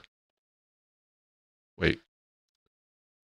Okay, it picked up my time zone. That I don't know if it did that automatically. That's kind of cool. Okay, here's a bunch of recorded. Ooh, fun. I remember Mark showing me some of this stuff once we have some audio coming in. Okay, I'm just gonna save that, and I'm gonna quit playing now. I'm gonna get back with the program. Settings are updated. Interesting, but it didn't go away. Okay, I'll just click off it. Okay, let me get back on the program. Sorry, folks. Okay, so we're registered. Once registered, Tango will show up in my docs. We saw that. Deliver audio to received. Okay, so it'll deliver audio here. I did. I promise I did. Let me take a look here real quick. I hit the activate account. Wait, maybe another one came in. Did I get two?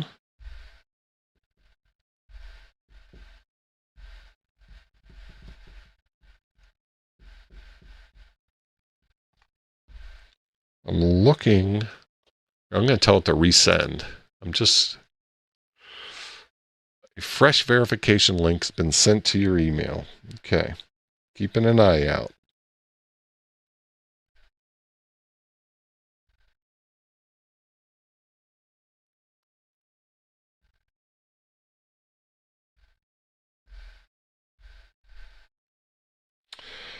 All right, right, let's see. Hey, some folks sent in their Open Dark Sky survey. Nice job, folks. Let's see here. I am not seeing my email yet. Did it go to notifications?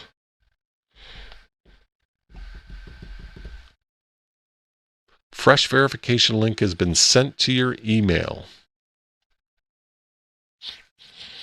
I'm going to do it again. Let's see. You're verified. You are already in the site. Well, that's what I thought, Mark. Maybe let me just, okay.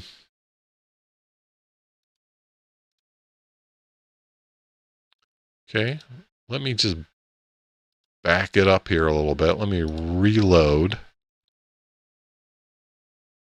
It says I've got 2 audio received. I'm thinking maybe those are like welcome messages or something. So I'm trying to go to received. But it doesn't believe that I'm verified. What's the business there? Let me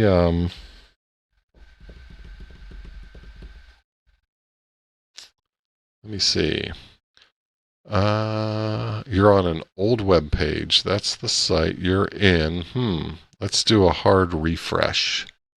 A hard refresh meaning hit this refresh, or what's a hard refresh?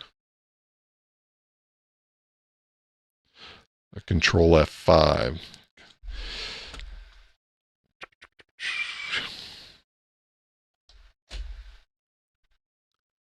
So I don't know if you could tell, it did, it flashed, so it reloaded.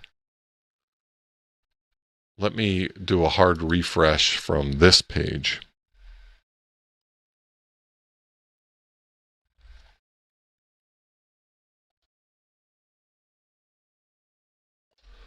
So there I could tell it.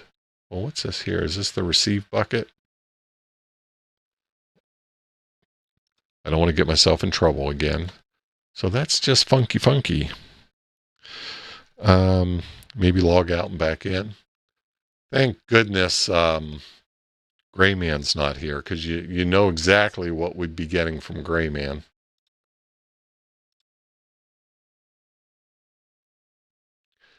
Right? We'd be getting the reboot. All right, let me just move you guys over here for a second. Well, I put in my super secret password.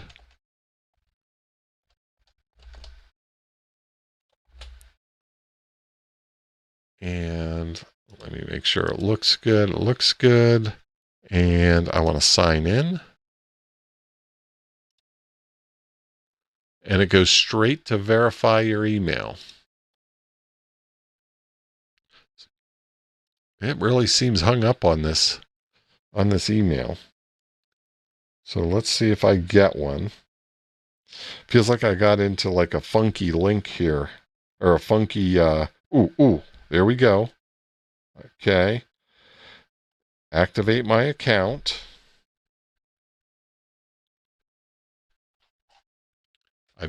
I hit the link. I'm going to try something else here. Okay. I activated it on my mobile and not on the PC where I initiated it. I have no idea if that has anything to do with it at all. I wouldn't expect it to, but that said, I'm going to go ahead and log in on my mobile and see if that kind of gets us where we need to be.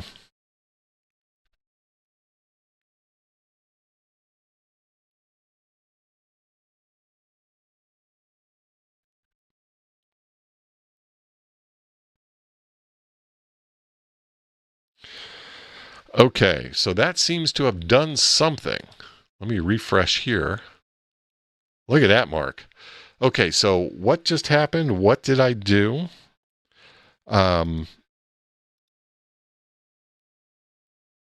So I'm working on my phone as well as working on my PC. I initiated the resend, and I did this the first time too, Mark. I initiated the resend on the PC. I got the email. Instead of acting on the email on my PC, since just trying to keep things moving, I acted on it on my mobile. And then I had to log in on my mobile to get us past, to make it happy. So it must have been looking, it must have, I don't know, it grabbed some sort of fingerprint from the device that I hit activate on. I don't know.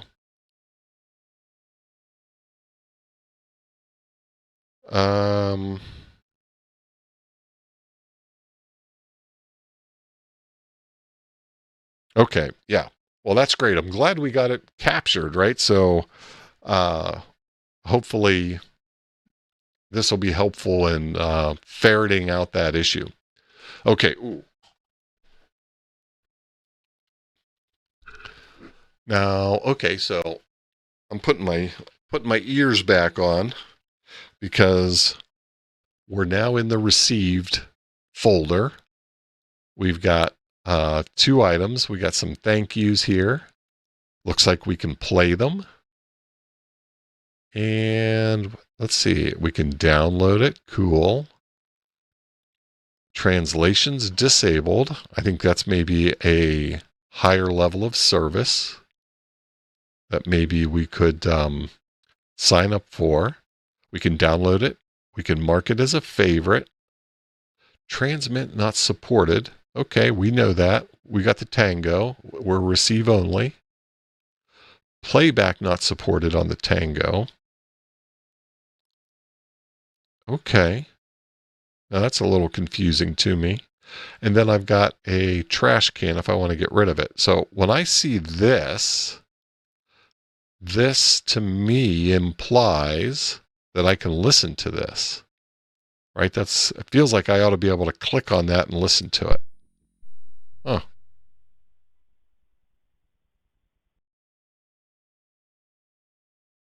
I didn't hear anything. Oh, I heard just a click there. I don't know if that's coming across. You guys hear that little click? Okay. That one has a deeper thud. Is that, let's see, playback needs a speaker. Needs a speaker on the device itself. Is that what we're saying? Let's see, definitely go, okay, let's see. Let's go to the device webpage and set up the audio. Those are hallucinations. Oh, love that. Love when the AI hallucinates. Okay, so let's see. You have access to transcriptions. Playback needs a speaker. It's going to be static. Okay, probably from when you plugged it in. Gotcha. We have a higher quality of transcription available for commercial accounts. Makes sense. Okay, yes, playback is meant to play audio on the device. Got it. And the Echo has a speaker built in, and I guess that gets back to our review here, where it looks like we could plug a left and right speaker in here. Is that what we're talking about here on the Tango, Mark? Got it. Okay. Awesome. Sweet. Okay. We're starting to understand what's going on here. I like it. Okay. So let me go back and get with the program here. So deliver audios to received. Okay. Allow keyboard alerts through alert. Allow keyboard or keyword alerts. Okay.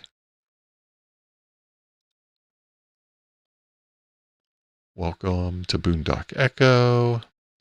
Set up your account. Okay. We're up for it, Mark. It's overwhelming, but we're up for it. Let's see, check out the guide. We're working through it. Okay, we're thrilled to have you on board. We are thrilled to be here. Sweet. Now, I'm not sure what happened there, but let me get back here. Let me X out of that. I wonder if that is supposed to go to this. Maybe. Let's see, 6 a.m. local time. Pepe, my day starts in 90 minutes. Thanks for hanging out, and hope you have a great weekend, Pepe. Jody, how you doing?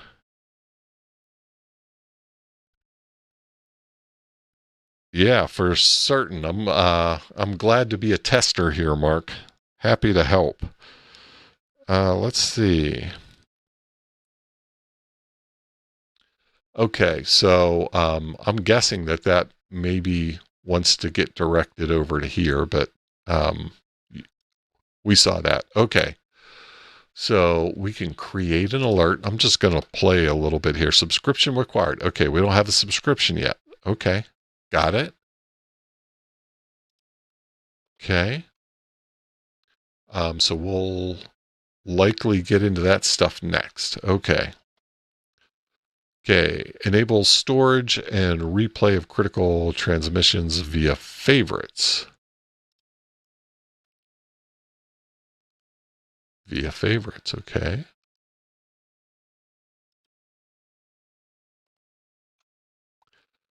Okay, this is where you find all the messages you've marked as your favorites. Let's see, I'm curious.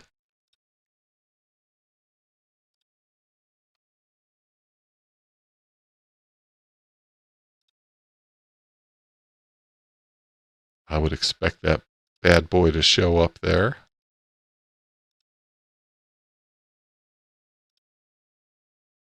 Let me go back. Did I tag as favorite? So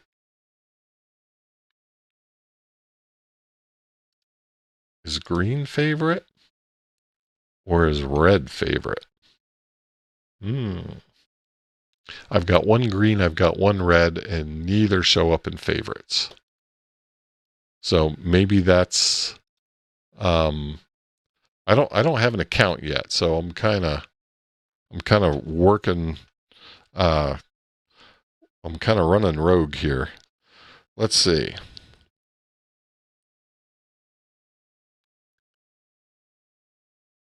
Have a great weekend, Pepe. All right, let's see here.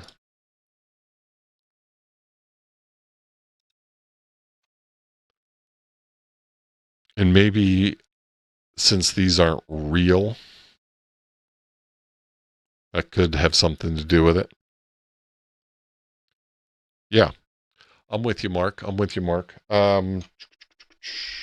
Okay, let me think here.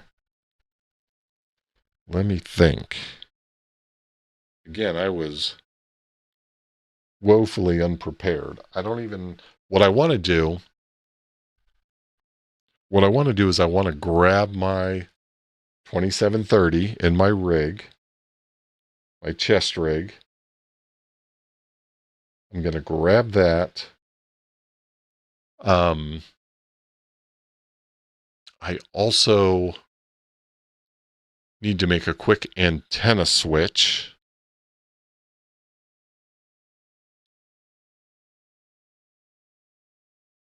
Yes. Okay. I need 2 minutes. Let me see here. Let's get some actual audio going. That's good. That's good.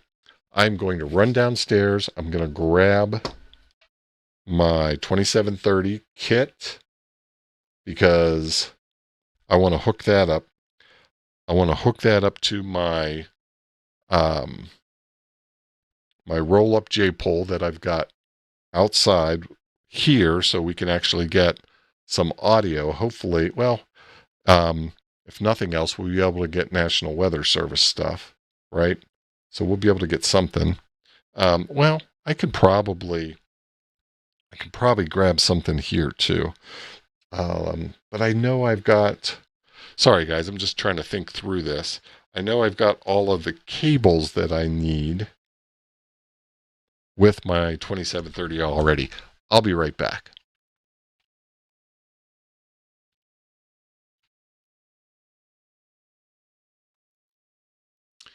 I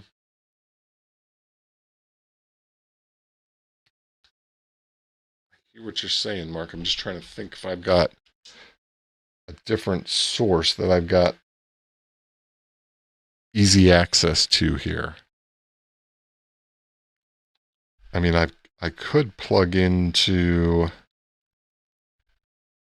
I don't have easy access to the audio out there though.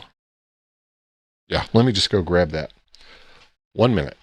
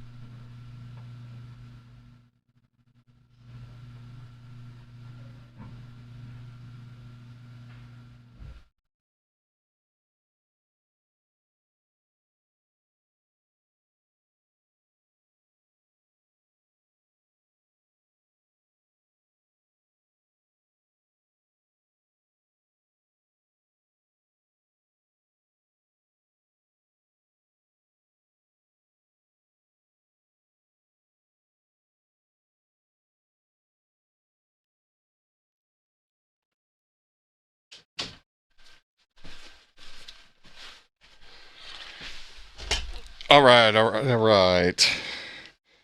I know I was longer than a minute. I know it. All right. But I should have us in a good spot. Okay, let me see here. Yeah, things are getting a little crowded here. Let me show you guys what I've got.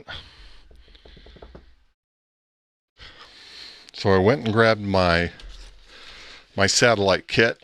Many of you guys have seen me operate this kit.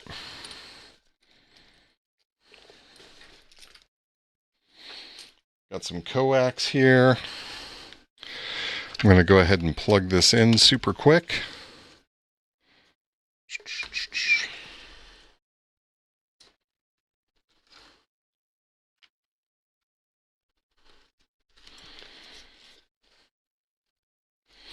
And let me make sure I've got what I was hoping I had. Let me think. Should be here somewhere. Let me think, what did I do? Oh yeah, here it is. Okay, good. Beautiful, beautiful, beautiful. Okay, so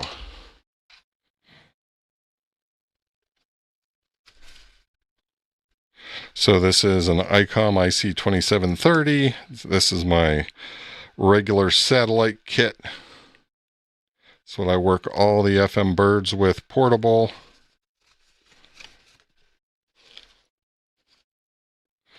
Let me just get it plugged in here. Let's see.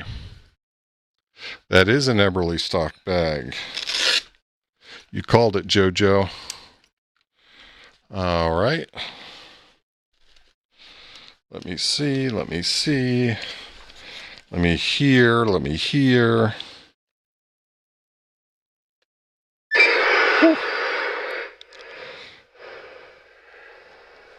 Oh, wait. That would just be... I'm going to turn it off for a quick second. Let me just look super fast here and see. Wouldn't it be cool if we had an ideal satellite pass here coming up? What time have we got? Where are we at? It's 11:12. We don't have anything for a little bit. Probably nothing that's going to have voice on it. That would have been too cool, but that's okay. Okay. Oh, shucks. Let me get plugged into the...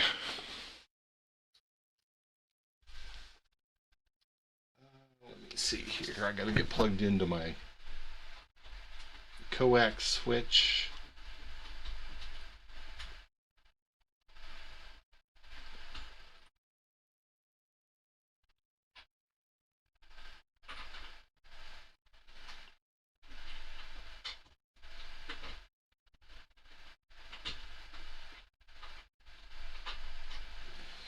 Goodness, if I can reach it.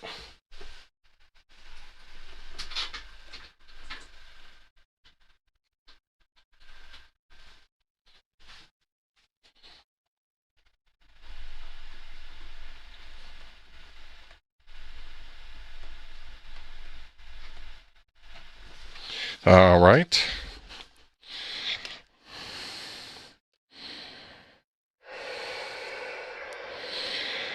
Okay, let me see here. And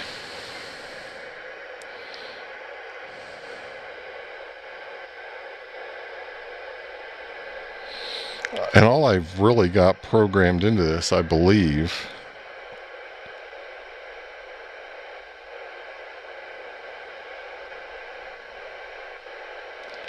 I'm just checking to see if I don't think I've got any of my local repeaters programmed into this. Let me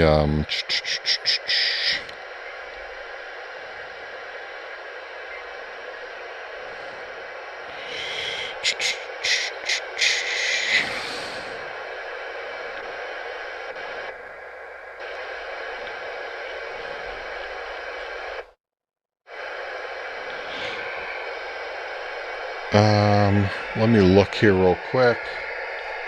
Just trying to find a frequency that I expect I will hear something on.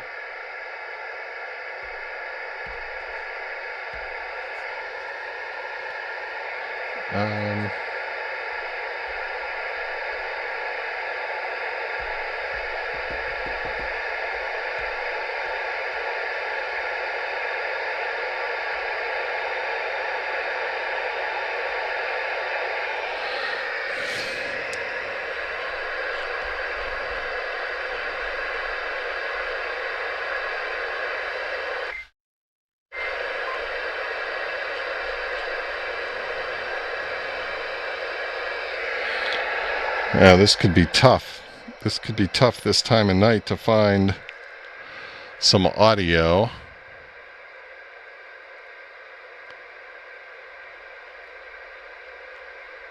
Hey, Tim.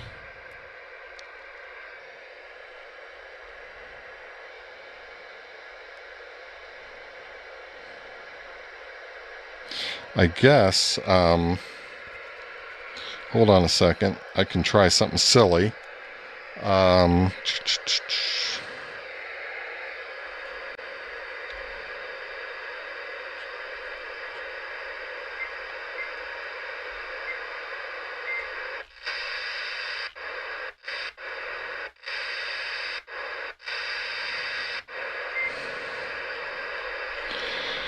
Bear with me, folks.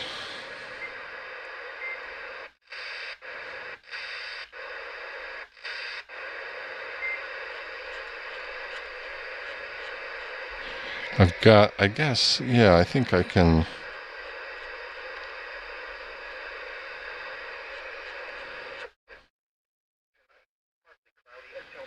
There we go. All right, can you guys hear that?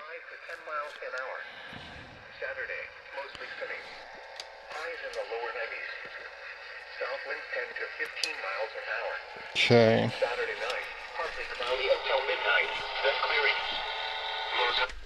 So I just plugged into the speaker port, and so I've got, just to kind of show you guys what I've got here, right? So I've got this thing in here. I'm on the National Weather Station frequency. I've got my splitter plugged into my audio port, and I think we can just plug this sucker in here.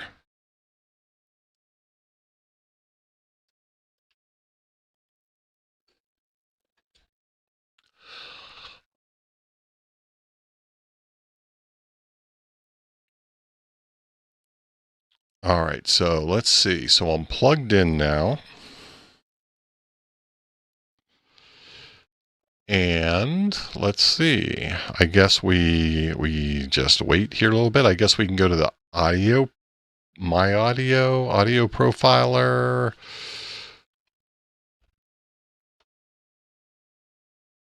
Is this what we're looking at?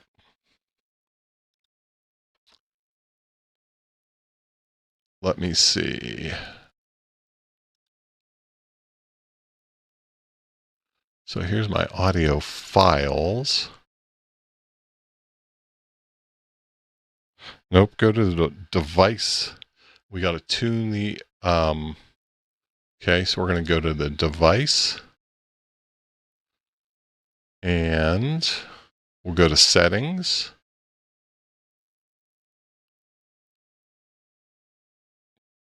More settings. Am I in the right spot? Let's see. I'll slow down here, Mark.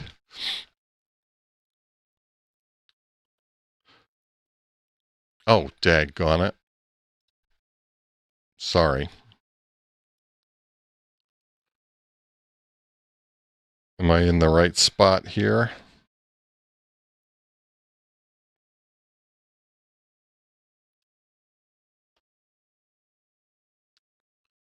So just since I was not sharing and to give Mark a chance there. So I came into devices. I went to settings. And then I went to more settings. I didn't go, let's see. Okay, so let me go back here and go to more settings. Go to the URL that you wrote down earlier. That was this My Docs. That's where I'm at right here. Right? This is my devices. Is that what you're talking about? Let's see. The only thing that I wrote down before was my IP and my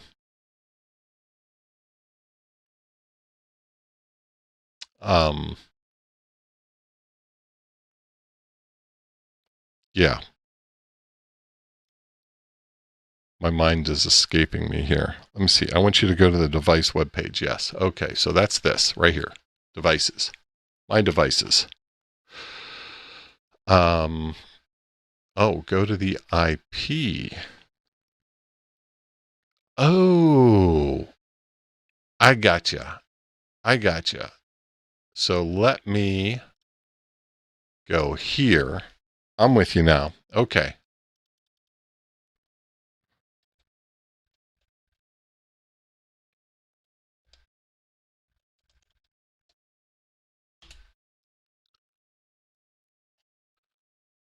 I'm with you. Okay.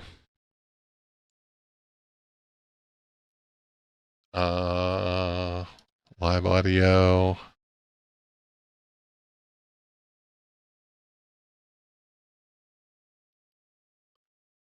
So I got a woohoo, so I think I'm in the right spot. Go to recorder. Okay.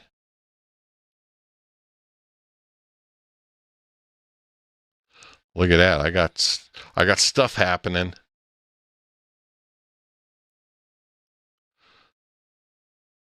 Looks like a pretty regular pattern.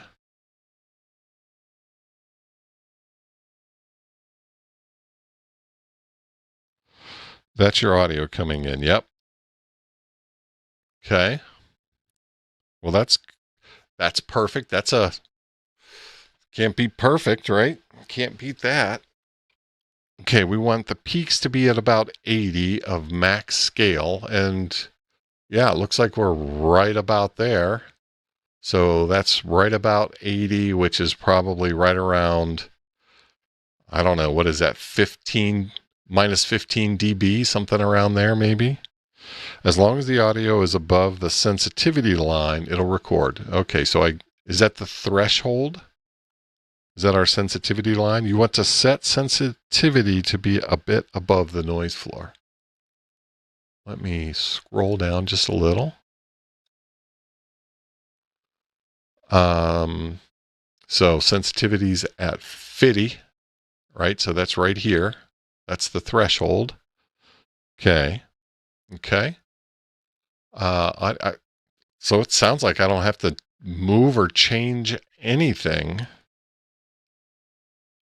based on where I'm at.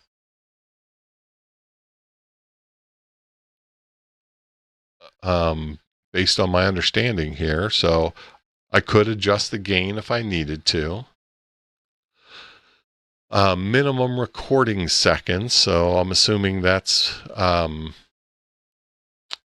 look, is this some little help? Oh yeah, some audio help. Minimum recording seconds. The shortest allowed recording length. Higher values reduce very short clips and group brief sounds into one recording. Okay. Got it. So you can kind of tune that. Okay. Silence threshold. I'm just looking at what these are. How long silence must last before the recording stops makes sense. Okay. Use this to get rid of the kerchunking. That makes sense. Everything else looks good. Okay, so I'm going to go ahead and save settings. I mean, we'll start with where we're at.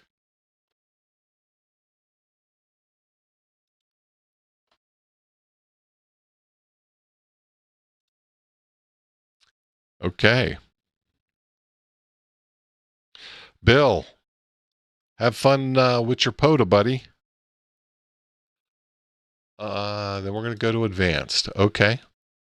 I didn't put an SD card in it yet, just so you're aware. Let's see, device.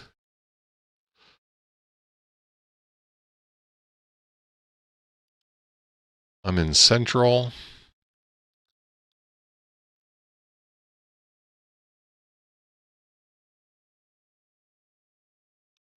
Yeah, I haven't, I may, let me just, give me just 1 second, Mark. I may have a spare. I think you said 32 gig is the max size.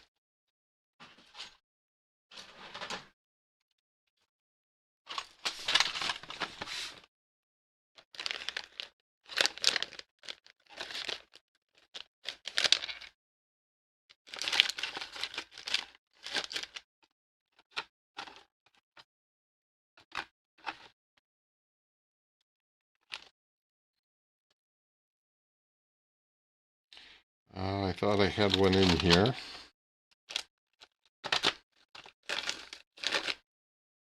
What did I do with that?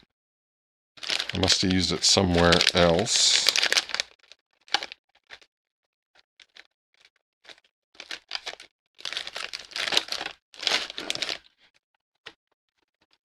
Someone was asking me about blue YubiKeys. Yes, you can get blue YubiKeys.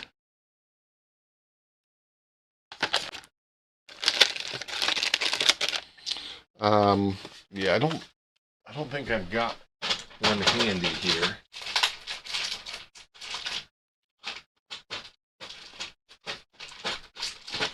So I don't know if that's a showstopper right now. Let's see. It will stream without the SD card. Okay, but you'll need an SD card when you go offline. Got it. Okay.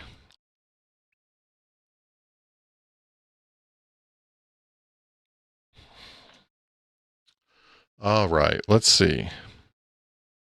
Got it. All right, so we don't have one right now. That's fine. Wi-Fi settings. Default is 10. Okay. Good to know that you can back that off.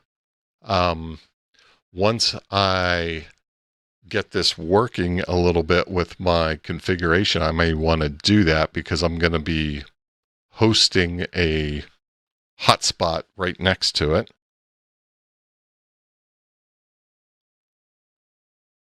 And I can store up to 3 networks. That's, where do I add those other networks? So here's where you do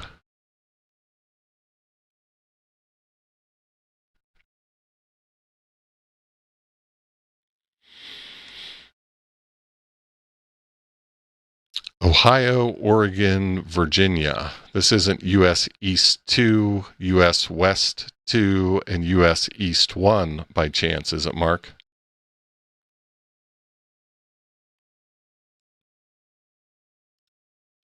Ah, got it. Okay, good to know. I want to do a recording. And then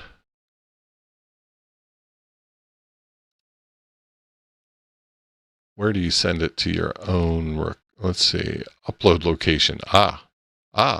Okay. Got it. Let's see, changing the upload server. Use a custom host. I see that right there. Got it. Sweet. So my my musings weren't completely mad. Okay. My guess is, right, just because I work in AWS every day, this Ohio is likely US East 2, Oregon is likely US West 2, and this is likely US East 1. Those look like AWS regions.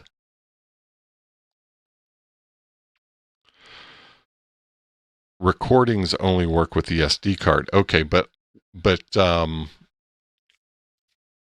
can you... Okay, so recordings will work with the SD card. That makes sense. And the transcription requires an account, which we have not set up. I believe I saw somewhere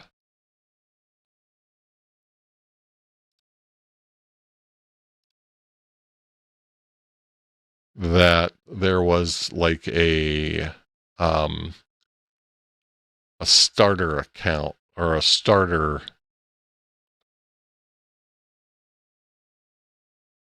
Yeah, starter account. Let's see. A free account. Yeah, for 30 days. Okay. It should start transcribing if I go back. All right, so now if I go back to here, is this where I want to be for received? Oh, geez, there it is. Holy smokes, check that. Oh, this is cool. You guys see how cool this is? Look at this. Okay. This is cool. Tonight, partly cloudy until midnight, then becoming mostly cloudy. This looks stellar. Stellar.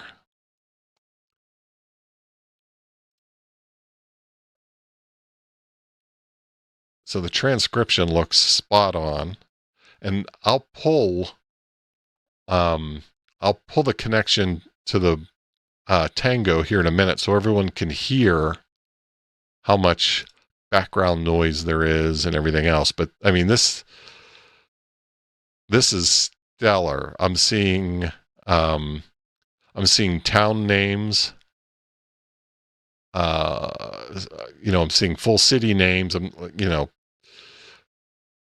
Town names like Ada. That's a very small town. That's spelled correctly. Sherman, that's spelled correctly. Ardmore.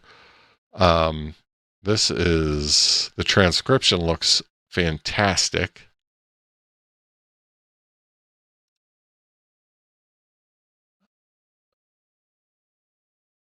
Yeah, that looks stellar. I don't see a single botched word here.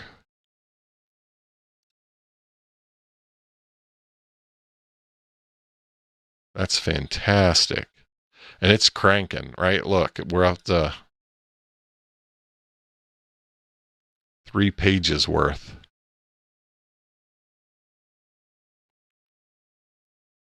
Four pages worth. Boy, it's just, she's cranking.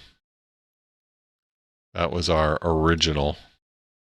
So newest first appears, right? So we have 2022, yes, newest first.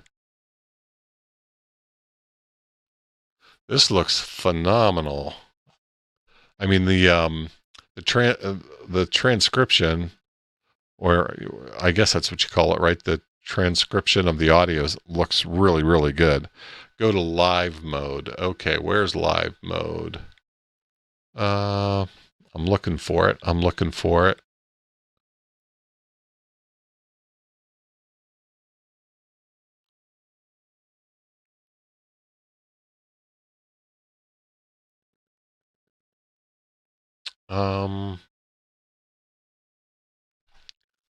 Live mode.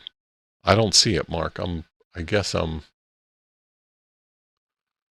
either not on the right spot. Right hand side next to date range. Ah. Okay, live mode. Do I need to be on the first page?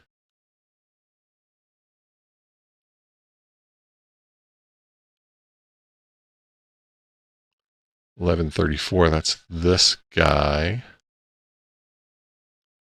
Let's see. Right hand side. Yeah, right. Third of the way down. Maybe quarter of the way down. Okay, that's hard to find. Now it'll auto update as the transcription comes in.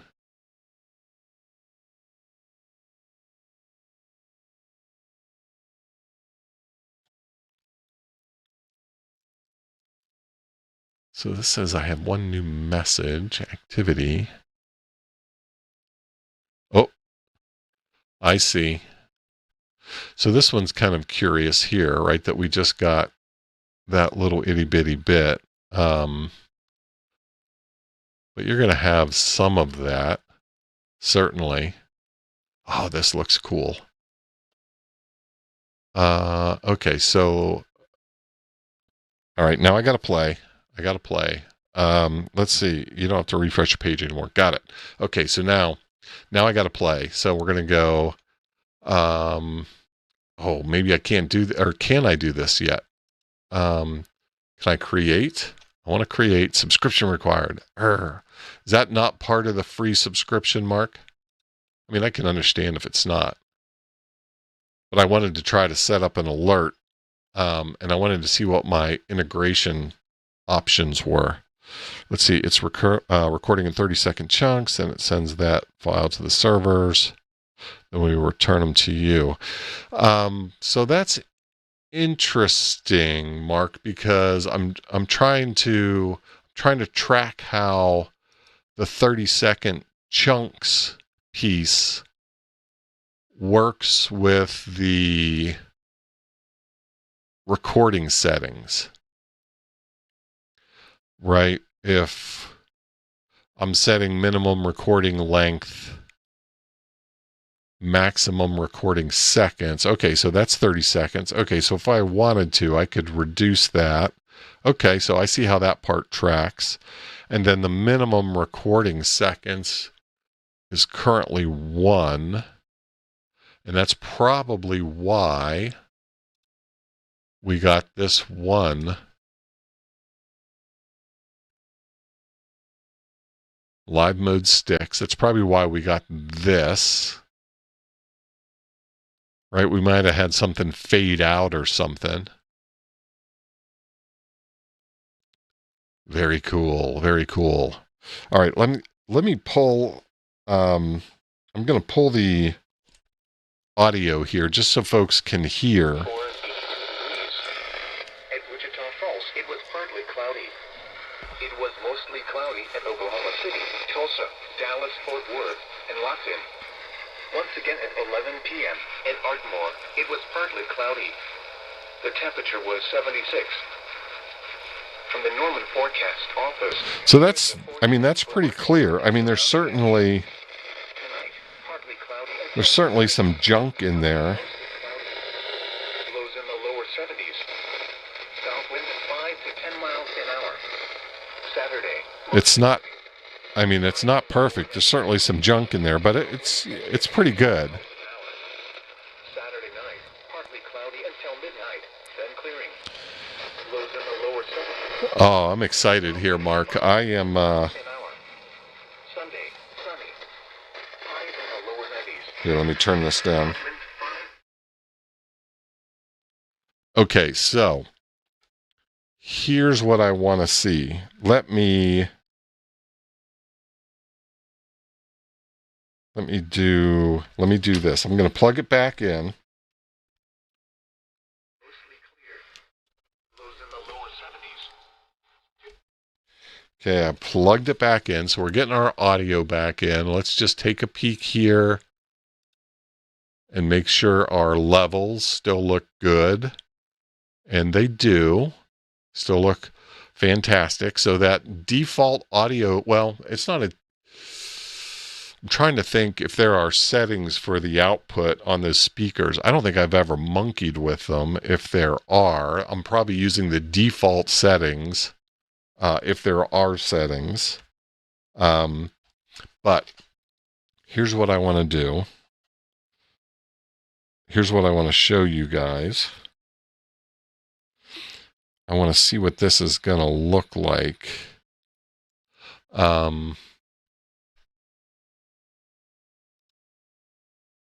Okay, so the transcript, let me see. Let me get to that then. So I want to see what this is going to look like. If I try to run this split screen from my phone. So I'm just going to log in real quick here, and then I'll bring you guys I'll bring you guys on board. Okay. So let me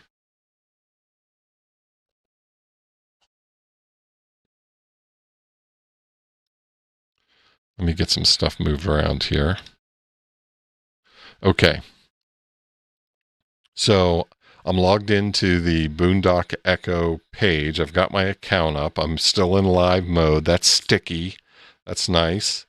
And so I'm seeing new transcription pop up here. I'm just waiting for a moment to see if I get something new pop up. Well, this, okay, so this starts with, whoop, whoop, whoop, whoop, whoop, goodness. All right, what'd I do? Did I back out somehow? Let me log back in.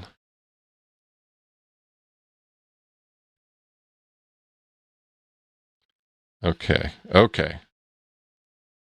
There we got some more stuff. Okay.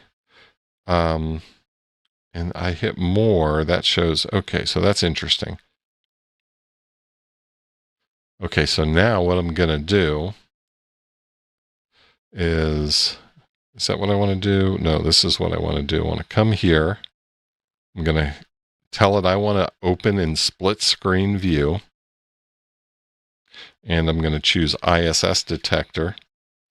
And so what I could be doing here, right, this is I'm kind of walking through my thought process here.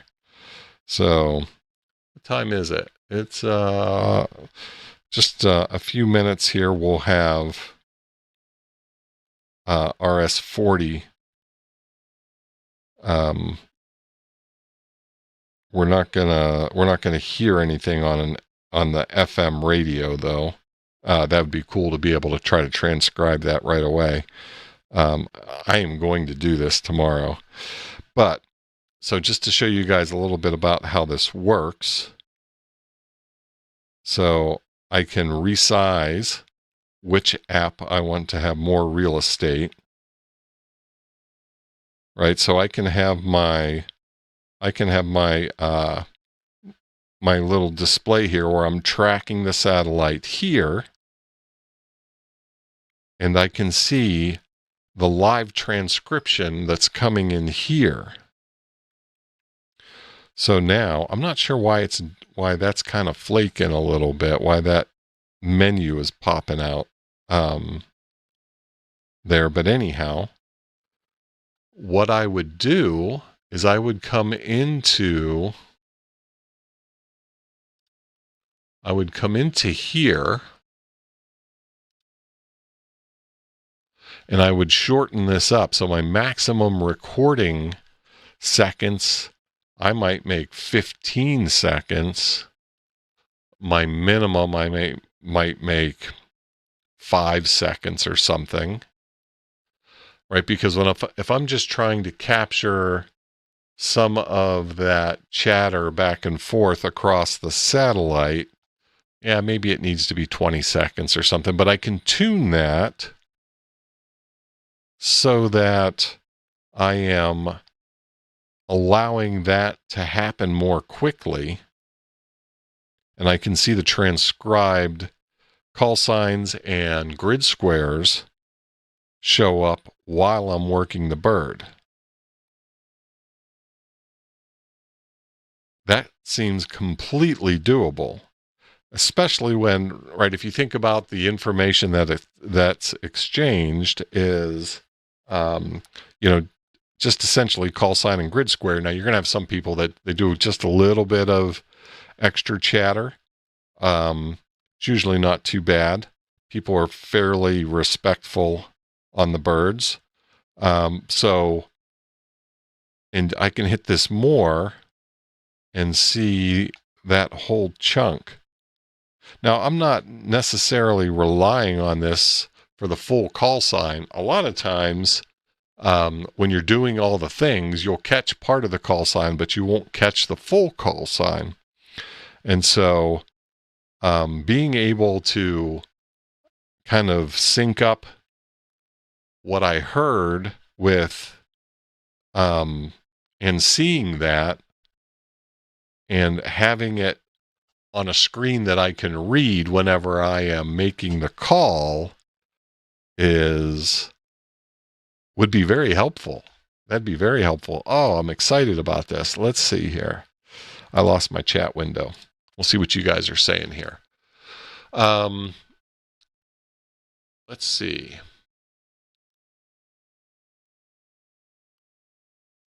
Yeah, there's a little bit of static, or a little bit of signal too. I'm just catching up, guys. The audio was bang on. So, yeah, I guess let me think about that for just a second. It is line level, Jody, because when I plug, so typically my workflow when I'm working satellites is I come out of the radio and I go into my Sony voice recorder. And when I do that, my voice recorder switches automatically to line level. And then in addition, there's an output on that voice recorder. And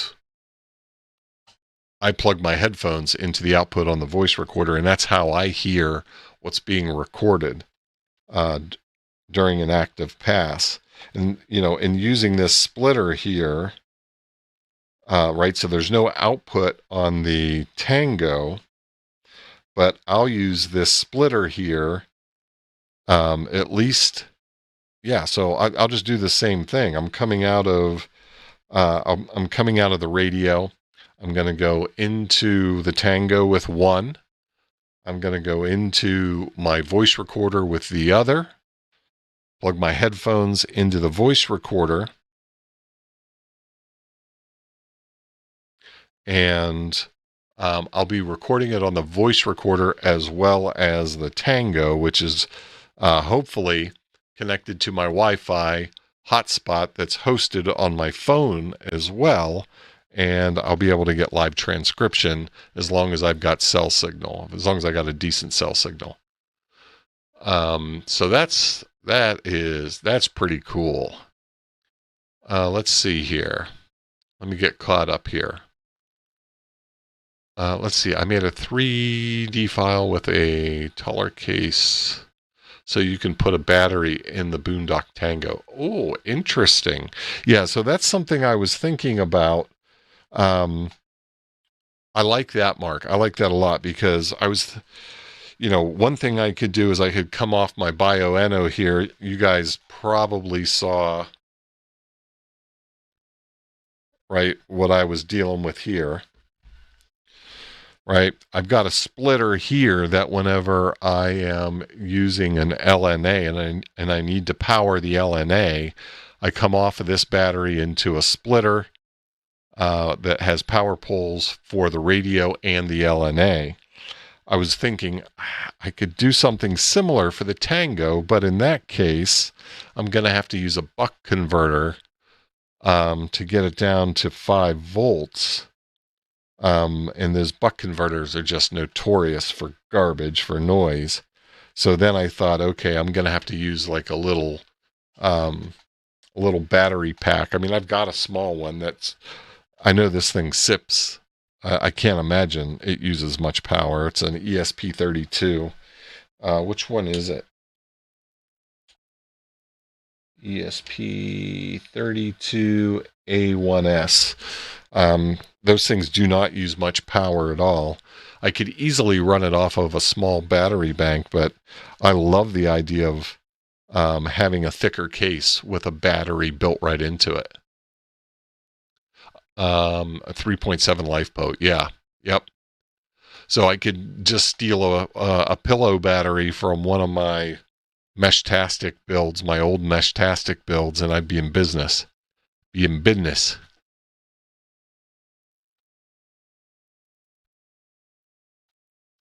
Let's see. An 18650 can run our device for 25 hours. Makes sense. Yeah, I can definitely see that.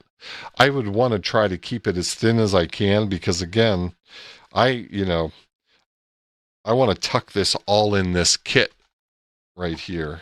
And I'm running out of room, so I know you guys probably don't have the best view of this. But one of the attractive things, right, of this is just being able to slide this right down in the kit here, along with everything else that's part of the system. Let's see. 110 milliamp hour. Yeah. And usually less than 100 or milliamps. Let's see. Be sure to double check polarity. Yeah, good point. Good point. Let's see. Good use for a V-Flex or another USB-C trigger board. Interesting, Jeremy. Let's see. The Wi-Fi settings seem to be the only thing you can easily change and notice something on the meter.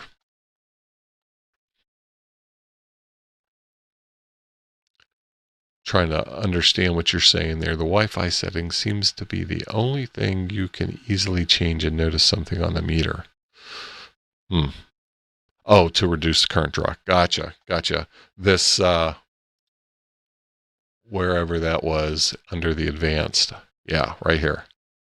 Got it. I'm with you now. Mark, this is cool.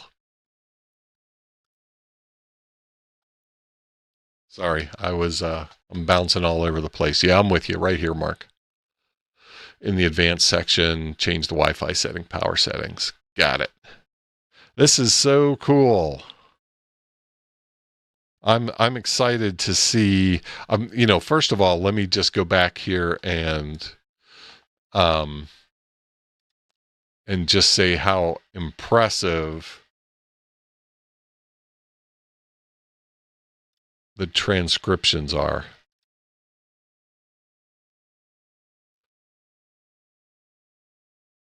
I mean, I'm looking at these and I'm like, now this fizziness, I'm curious. That's fizziness in the lower segments. Yeah. Something tells me that was a little funkified. And these were a little funkified. But again, let's see.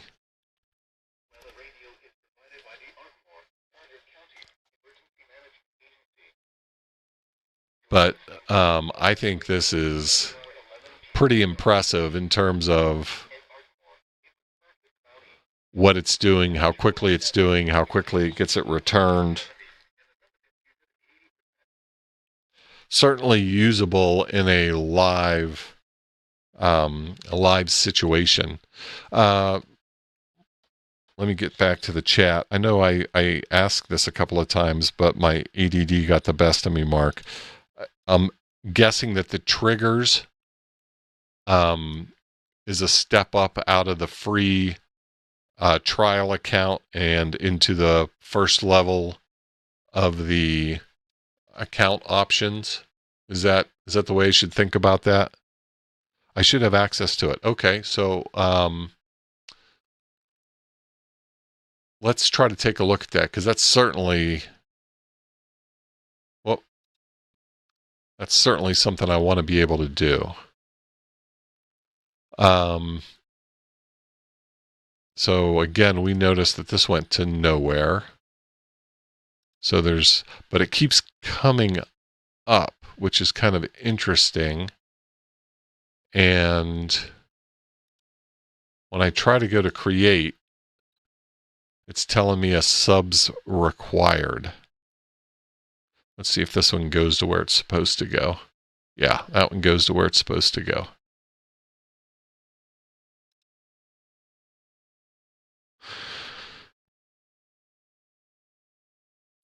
Yeah, do your thing, Mark. Because I would love to set some triggers up too. The other thing that would be super cool. Oh, I'm gonna have fun with this. I don't wanna spill the beans. I'm gonna have fun with this though. Right, triggering off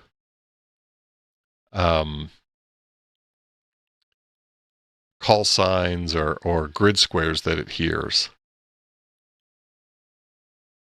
Oh, I can't wait to see what the integration points are. Very cool.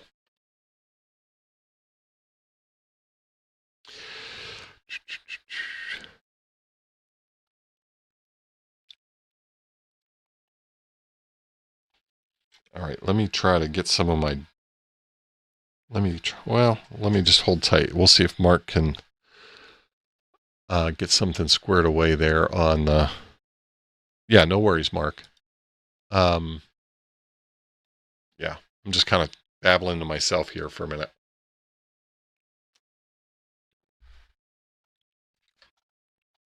Well, I think we chased away, I mean, we got pretty nerdy here, and we've chased out a few folks. We're down to 20 here, but, you know, thank you for the 20 that are hanging out with us and checking out this very cool technology. I'm super stoked. This can be a lot of fun.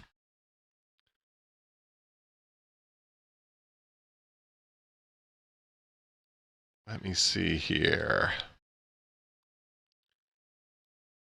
Who do we still have left out there? I'm not seeing much in chatters from those 20 folks. Let's see. I made you a beta tester, but on my end it says you've got the right sub level. So I think we have a bug. Okay. Hey, Sean, good to see you back out there. Okay, Tim's still out here. Cool. Yeah, no worries. No worries. And, you know, let me know if I need to log out and log back in at some point here too. Yeah, log out and log back in. Okay. Yep. Let's do that right now.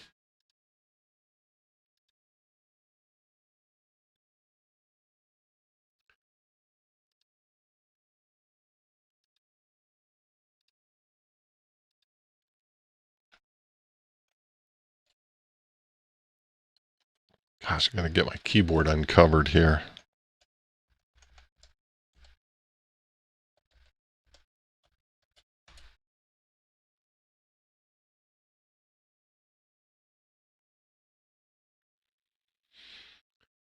All right, so let me jump back over here to alert real quick.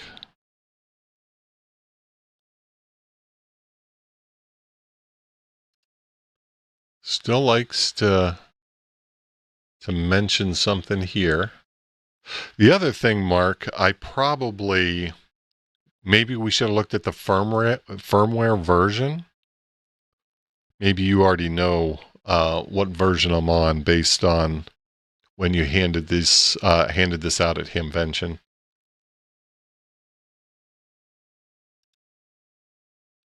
Okay.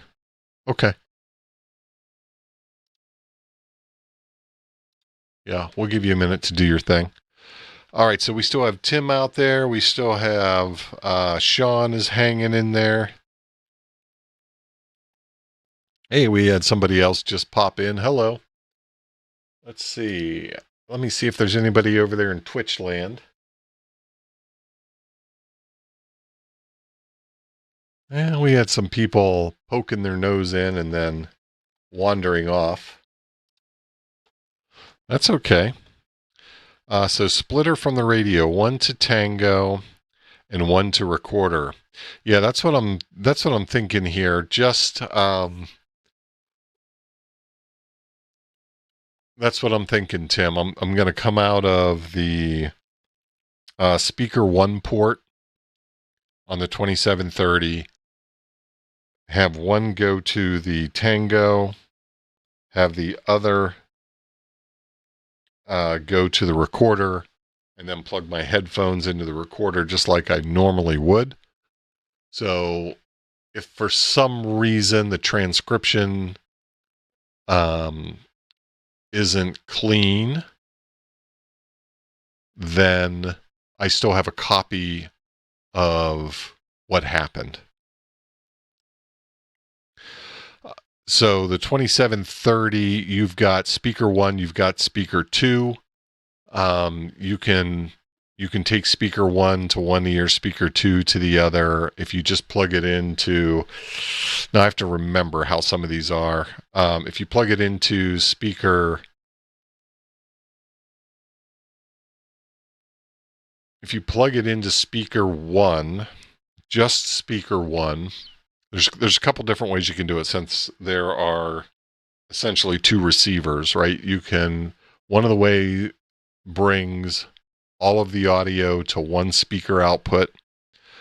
One of the options allows you to split the the receiver audio to each ear if you want. Jeremy's still hanging out. So it's mono, but you've got 2 sides of the radio, so to speak. You've got 2 receivers.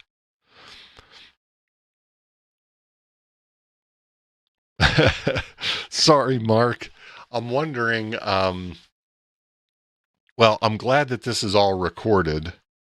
And I think by and large, I was actually showing what was going on. And that's not always the case. I mean, we saw that a little bit tonight, but it was just a little bit. I know other times where I think I'm showing one thing and I'm showing something else. But I think by and large, this should be helpful for the developers, which is fantastic.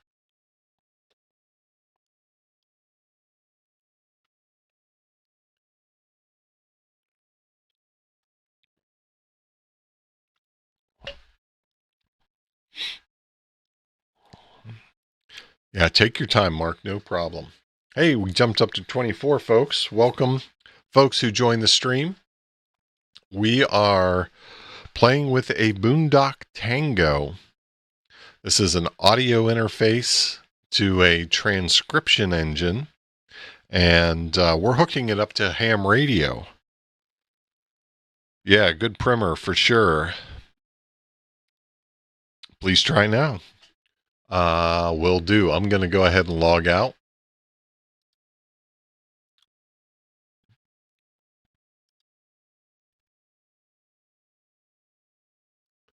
And let's log back in.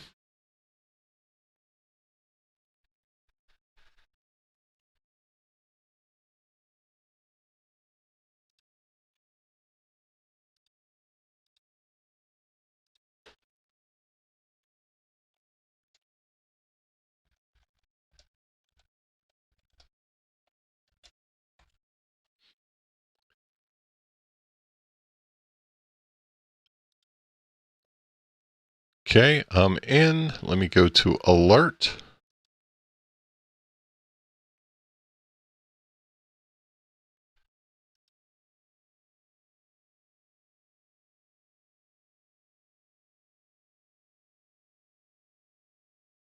Trying to. There we go. Still gives me this configure your dock. Let me hit create. Yep. There's something funny about this. This feels like a hint. Something funny about that.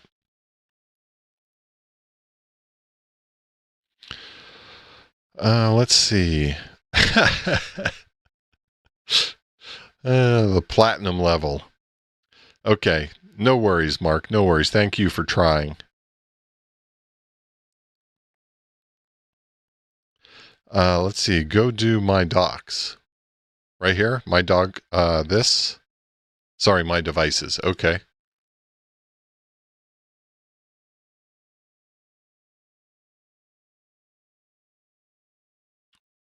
Okay, I'm on my devices, settings. I'm not going to anticipate. I'm going to wait and see what you tell me here. Okay.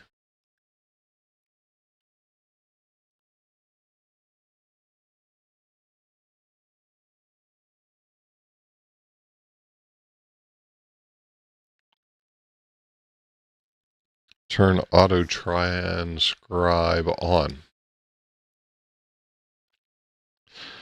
Okay.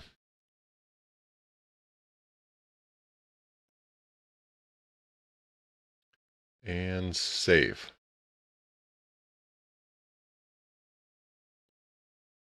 Settings updated. Okay. Now go to alerts. Hey, this looks a little different.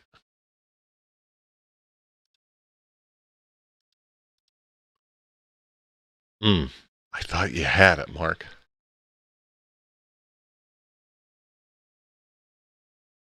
I thought you were on to something when we saw a slightly different message there.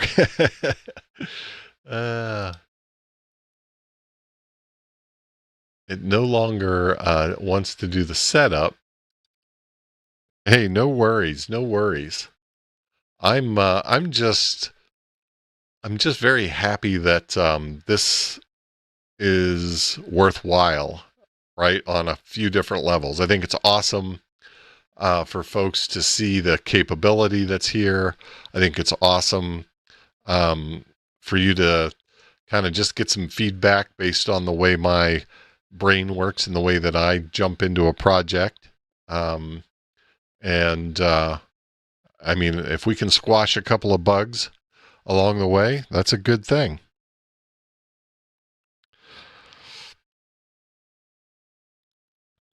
Yeah, so welcome, Ladies Ham.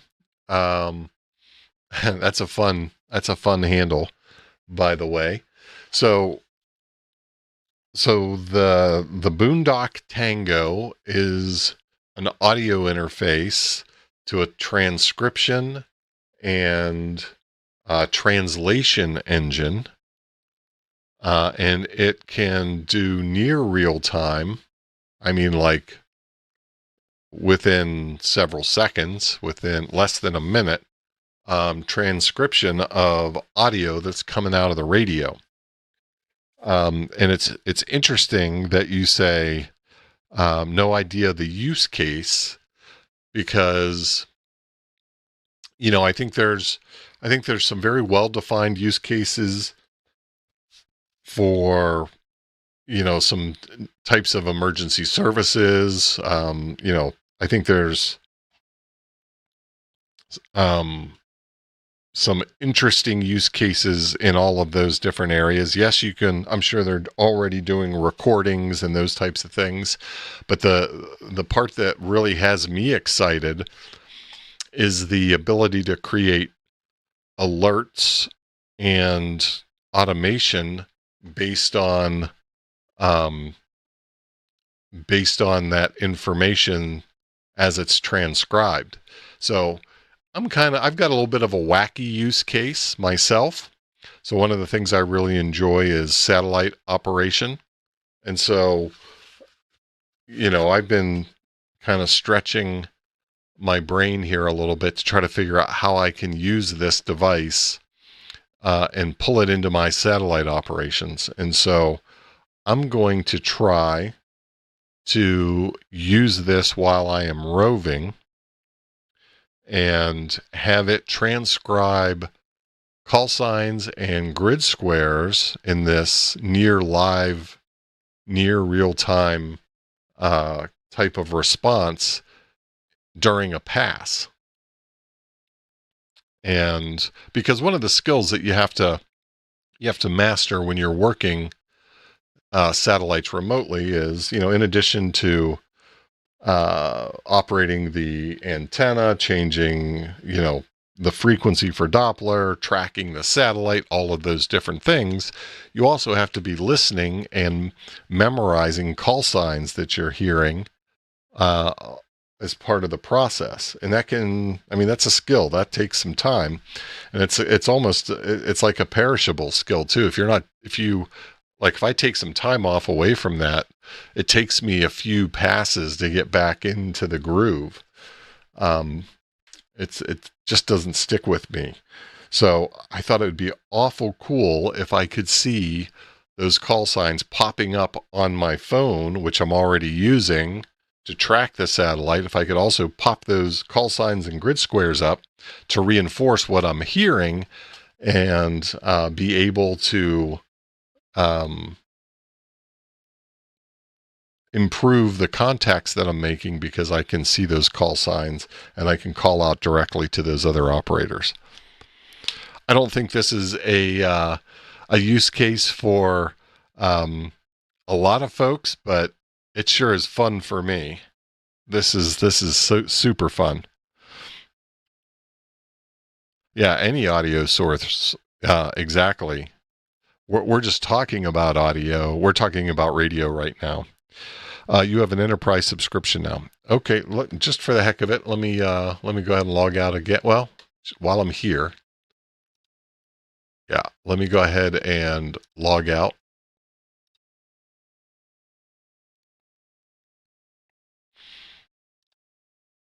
And log in. And the ladies' ham, I'm not sure how long you've been hanging out, but the transcription is pretty impressive. We've been watching some of that.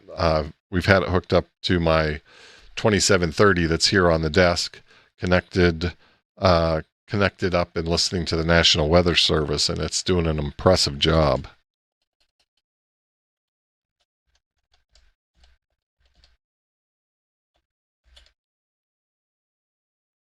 All right, let me get myself logged back in. Okay, they're off for the weekend. Yeah, no worries, no worries.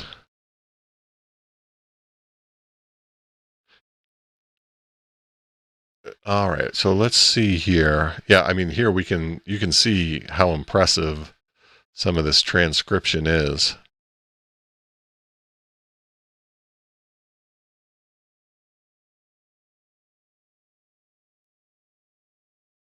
Not bad at all. All right, let me go see if there's anything cooking in the alert section. Still getting that nag screen. Come on, baby. Oh, Mark, you did it. You did it. All right, so we create a name. Well done, Mark. Hot diggity. All right, we put in a keyword. I don't know if this can be a phrase, if it has to be a single word. We've got a little question mark here. Specify your keyword as it is. Wildcard matching. Oh, you can do wildcard matching. Add characters to keywords. Whoop.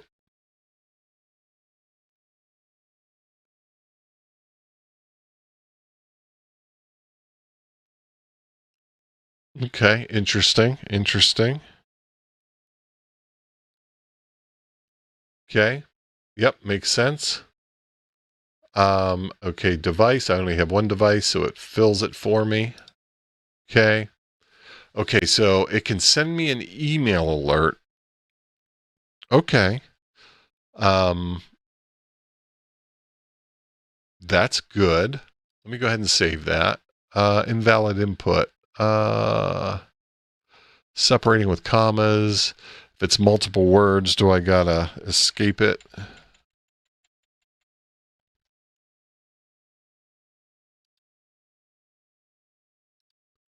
Yeah, maybe it can't be. Let's see. Hit plus to the right or hit enter. So I do Fort plus worth.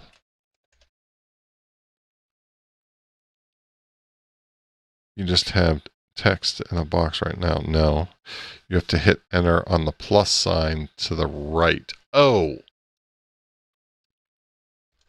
okay. So let's see. I see what you're saying. Oh, okay. That's not immediately clear, by the way. But got it. Okay. So now let me get my radio fired back up.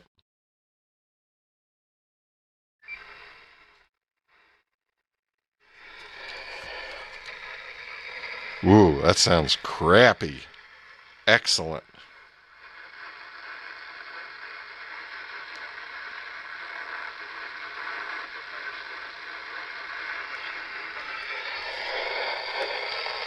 Wow, that's really degraded.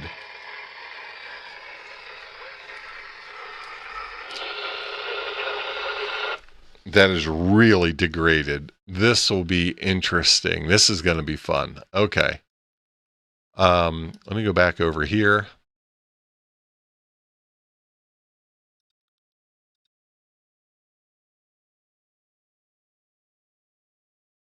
Oof. You're not seeing much variation there. That feels like that's a bad sign. Yeah, it sounds like it's all static. I mean, this will be wicked impressive.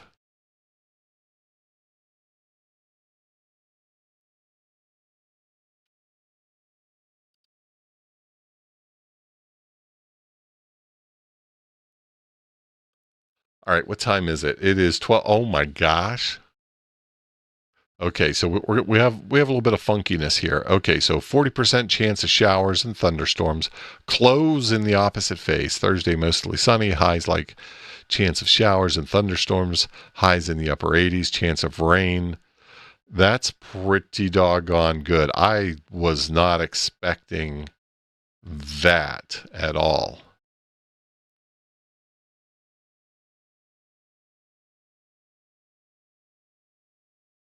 Yeah, cloudy with a chance of meatballs for suresy. Okay, we're gonna let this run a little bit. Okay, let's see what else we got. We got this guy.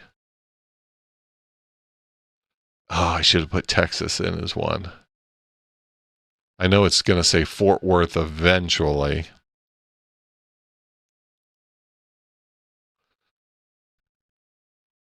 Just give it a second here. Yeah, I can add more.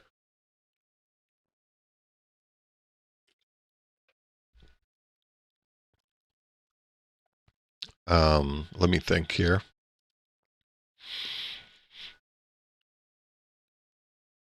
Do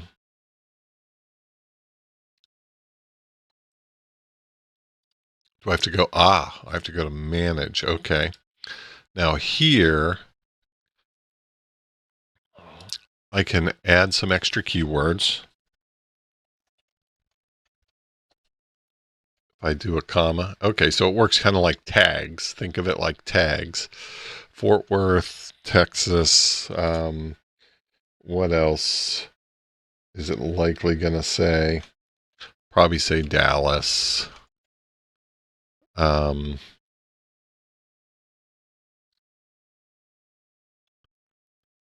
Yeah, that's good.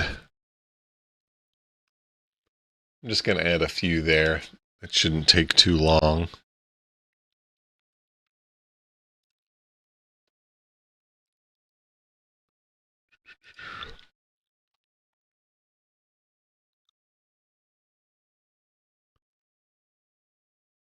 Wreck-A-Wrench.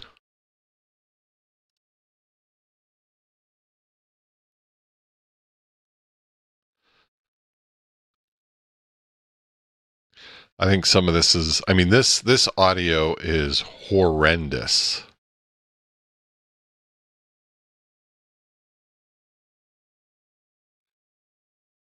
I'm going to just give it a couple, okay, let's see.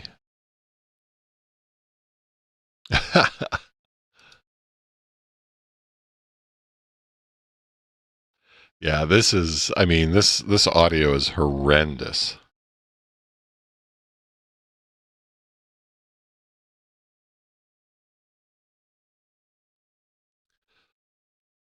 I mean, okay, the temperature was 75 degrees.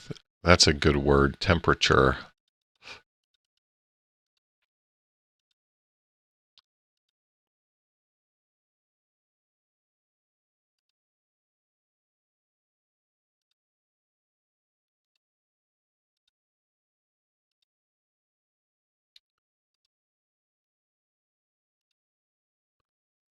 Ooh, we got one.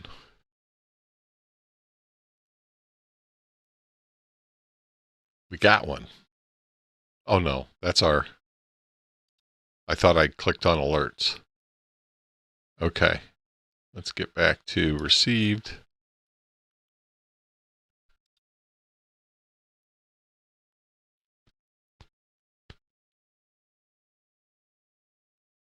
Right there's temperature. Whoop. Let's see. Did I just get an email? Oh, I sure did.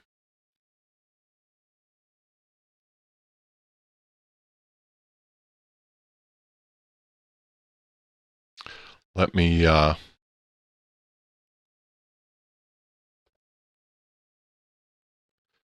we go. Temperature and steady. It ended up with a perfect body. The temperature was 75. Wind was southeast and better. Pressure was 29.5. Keyword temperature. Time and date stamp. And the audio. Look at that. Fantastic. That is cool. Yeah, I see that, Mark. We got the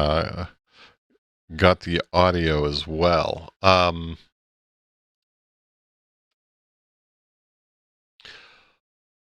So I've done a fair amount of automation based on email. Oh, wait. Oh, and that gives me a little indicator right there too. You guys see that? This is a responsive site. This probably handles this fairly well. Right? We got the little note there. And let me go back. I want to see what this looks like. Oh, we just got another one. I want to see what it looks like in the alert page. Yep. Alerts, there they are. Mineral wells. I mean, again,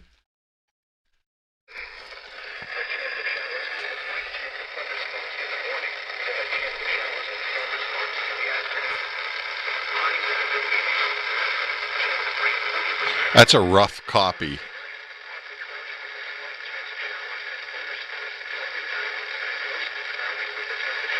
That's a rough copy.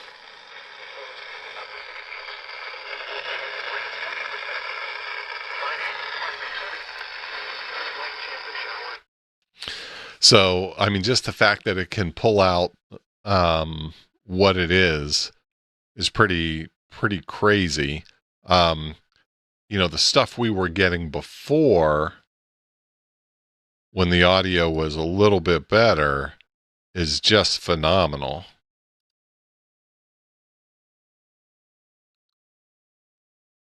Right? The stuff that we were getting earlier.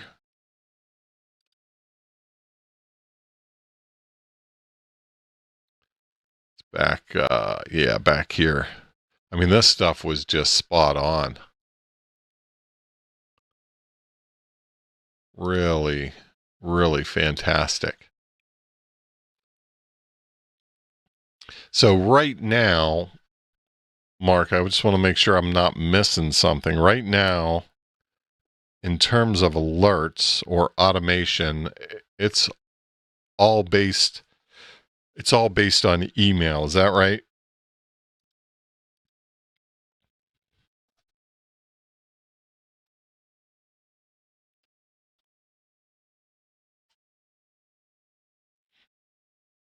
Oh, okay. Okay. IFTTT. I do not. At least I don't know if I still do. I may have had one years ago.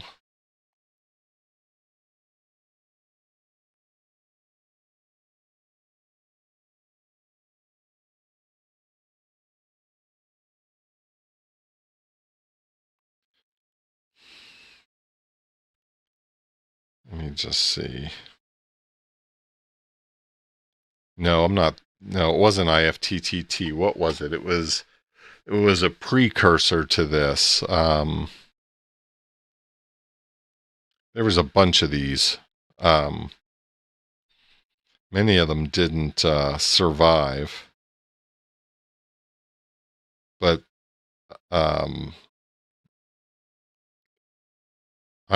I know of this, and I know it's very powerful. Let's see. Can you play the bottom recording for us so we can see what fizziness is? Where is that? Where was that fizziness? Well, that's an interesting question. We should be able to search for that, right?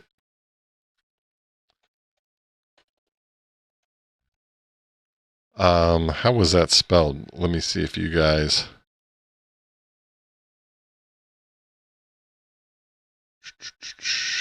Was it PHY? Oh yeah, right there it is. Let's see. So I'd have to download this, I believe. So let me, well, I'm curious. Oh yeah.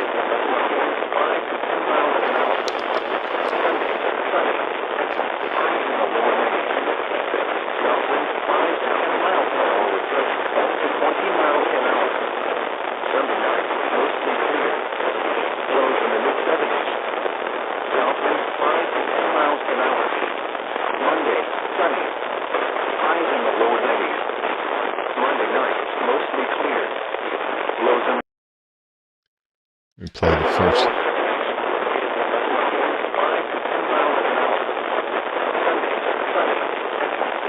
Yeah, I didn't hear it there.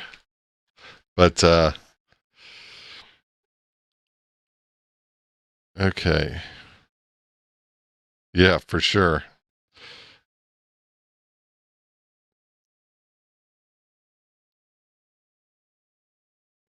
Yeah, I would guess that's likely the case too.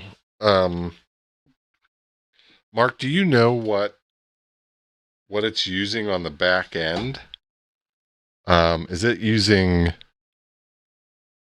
I'm trying to think the ones we've played with. I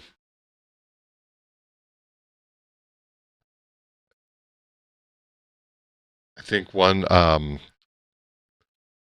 like Fast Whisper, I think is one that we've toyed around with before. And then let's see. For consumer, we have grok processing using a custom train. Oh, so you are using, okay. So Fast Whisper is a cheaper version of Whisper. Whisper's really popular, but you guys have custom training, which makes sense, right?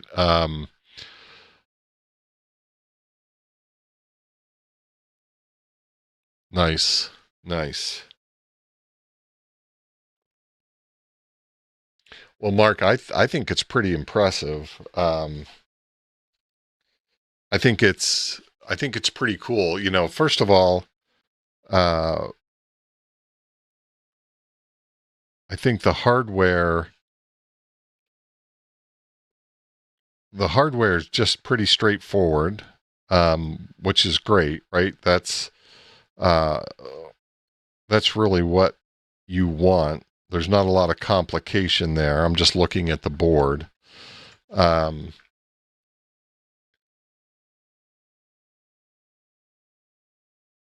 curious. I'm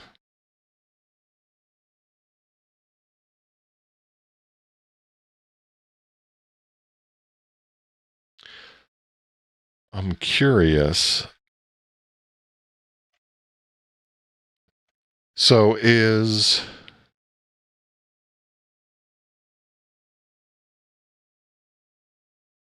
this like a commodity board with you guys putting this extra daughter board on there? Is that the way I should think about that?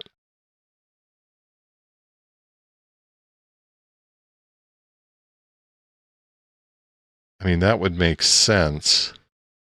let's see. It's an open source board. Okay. Yeah. So, yeah, I mean, that helps you guys keep the cost down.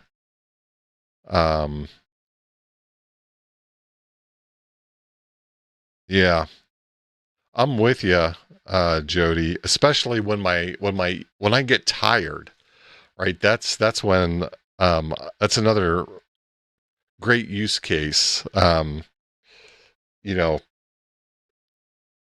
my ears are much better in the morning and they get much worse, uh, at night, especially, on late radio nights. You added the RTC. Got it. Got it. Got it. Yeah, and that's fantastic, Mark. I think that's really smart, right? Using,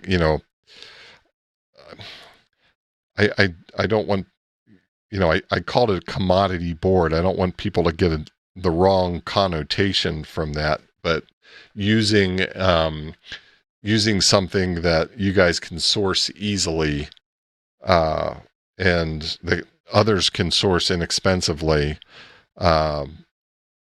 That's great, right? Because, yeah, all the, somebody could try to build all this stuff, certainly.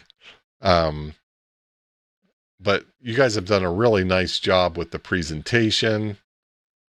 Um, I think your model is working great. I'm sure it'll continue to get better.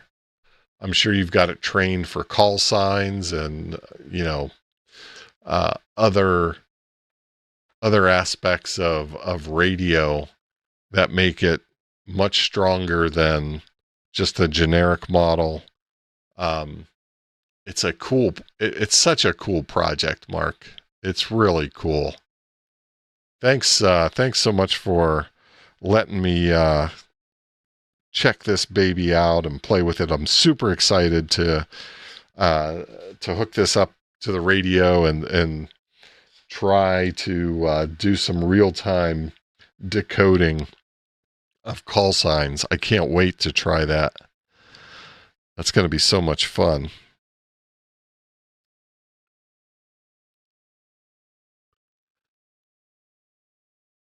Yeah, and the best way to respond to people that don't like the price. Yeah, for sure. For sure. Yeah. Super cool. Super cool. Well, I'm glad that I was, I've been trying to think of how to get involved with this and do it in a way that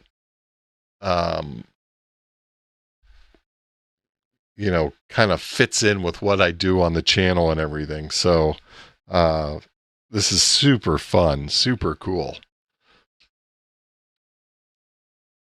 Can't wait to play with it some more. And, certainly I'll be providing feedback on how everything goes. Such a blast. And thank you for being in the chat tonight and helping out with the whole process here. It's fantastic. Fantastic. And it's awesome that you were also able to provide a discount code for folks. That's super cool. Super cool. Well, and this is why, and Mark, I think you probably missed all of this earlier in the stream, right? I was just talking about how impressed I am with so many people that's in our community, about the passion that they show, about the projects that they work on. It was really fun to walk around Hamvention and see folks like yourself, see folks like Dave, our mesh dealer friend, see Eric, he's starting his new company. I talked about his choke earlier, Stavros. There's just so much cool technology and so much passion. I mean, that's why people do this stuff, right? It's these are passion projects, and it was fun to watch you work. It's fun to watch you talk about it, I've seen you talk about it on streams and stuff before, Mark, but it was sure fun to watch you work and see all of that energy and passion for myself. It was awesome. Very cool.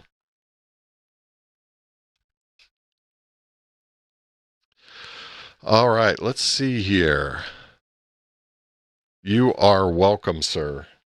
You are certainly welcome.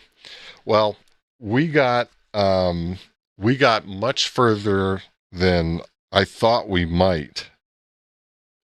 And I'm just super stoked. I am so excited. I'm glad we got the alert stuff working, and I can't wait to plug this up tomorrow. So what I'm going to try, just to kind of reiterate, so I'm going to be taking the Tango.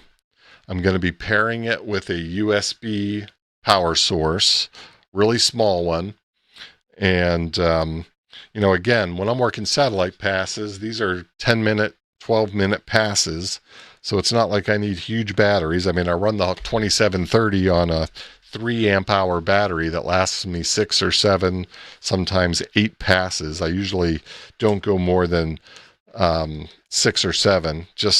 The worst thing you could have happen is a battery die in the middle of a pass. But I'm going to hook this up with a USB power source. I'm going to set up the additional Wi-Fi that is the hotspot on my phone. I'm going to run split screen on my phone. So I'll be using the ISS detector app on half of the screen. I'll be using the Boondock Echo web page, seeing the live transcription on the other half. And yeah, we're going to see how it goes. I'm excited. This is going to be a lot of fun. Let's see.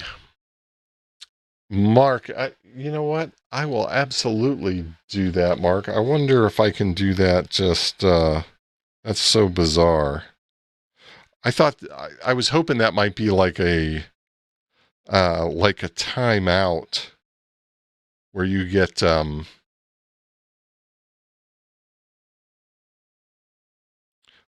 let back in after kind of a timeout. Let me just see if I can do that real quickly. I might not be able to do it in the app. Hold on just 1 second for me, Mark. I want to do it right now so I don't forget. We will get you squared away. Let's see. I've been very fortunate. I haven't had like a bunch of knuckleheads, knock on wood, that I've had to like boot or block or any of that type of thing. So let's see here. And well, I might not even know where the heck that is. Let's see. I'm guessing it's going to be in here, user management.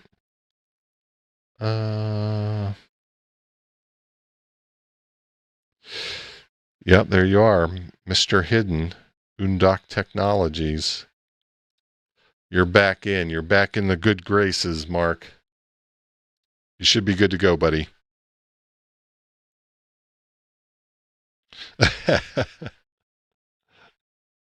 All right, yeah, make sure that that's working for you. Let me see what else I've missed here. Let's see.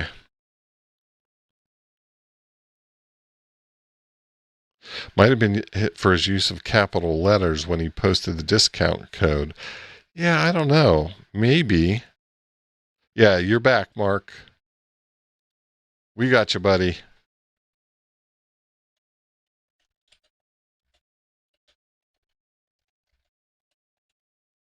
You're back.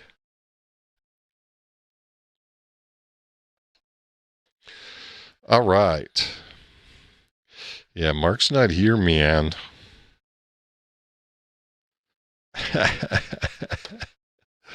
Let's see. Yeah, I'm pumped. I'm glad we got as far as we did. I'm going to try to move some of the stuff around. I am cramped. I'm cramped for space. Let's see. I didn't even mention I've got my official red, white, and blue 250th anniversary, kind of dual celebration field day shirt on. I picked it up at Hamvention. You guys still have time to grab one. If you want to get it, I believe you have time to get it before you've got to worry about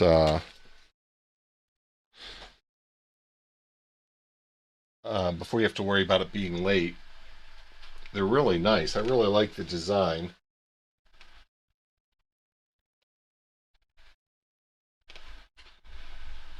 I'm just going to unplug this radio real quick.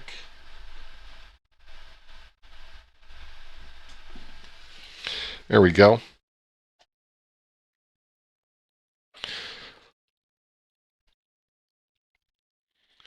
Let's see here. Well, Mark, thanks again. Thanks for hanging out. It was a blast. I'll certainly let you know how everything goes, and keep up the great work, man. And please pass that on to the team as well. Thank you. All right.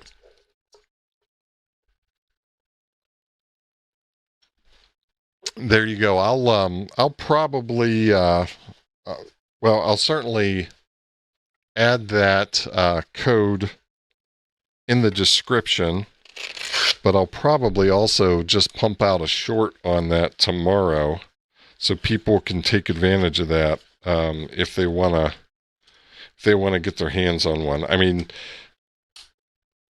it's just it's just, it's got the fun factor, it's got the cool factor. I don't know why folks wouldn't want to play with it. It's very cool. All right, let's see. 73, Mark.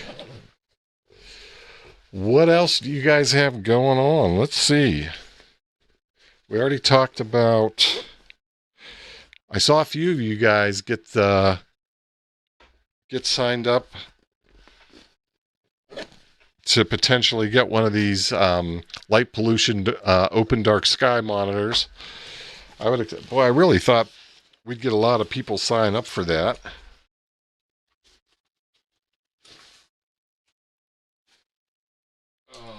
There we go.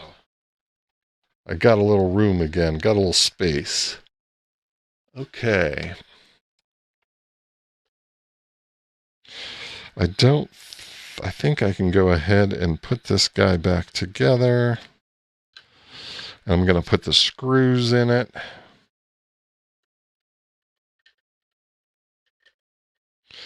I mean, there's a lot of other kind of wild stuff going on. I feel like a lot of it's already, even though some of the stuff happened today, a lot of it's already been covered. We like to talk about a lot of the satellite stuff that's going on.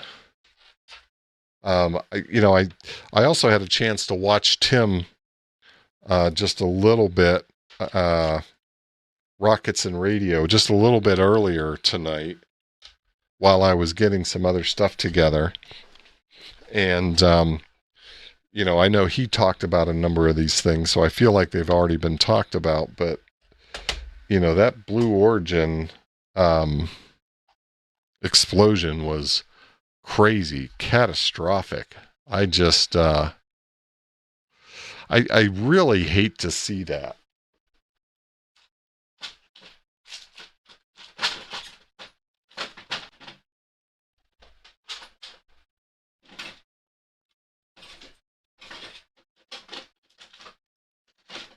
Sorry, guys, getting some tools. I just really hate to see that, right? I hate to see, I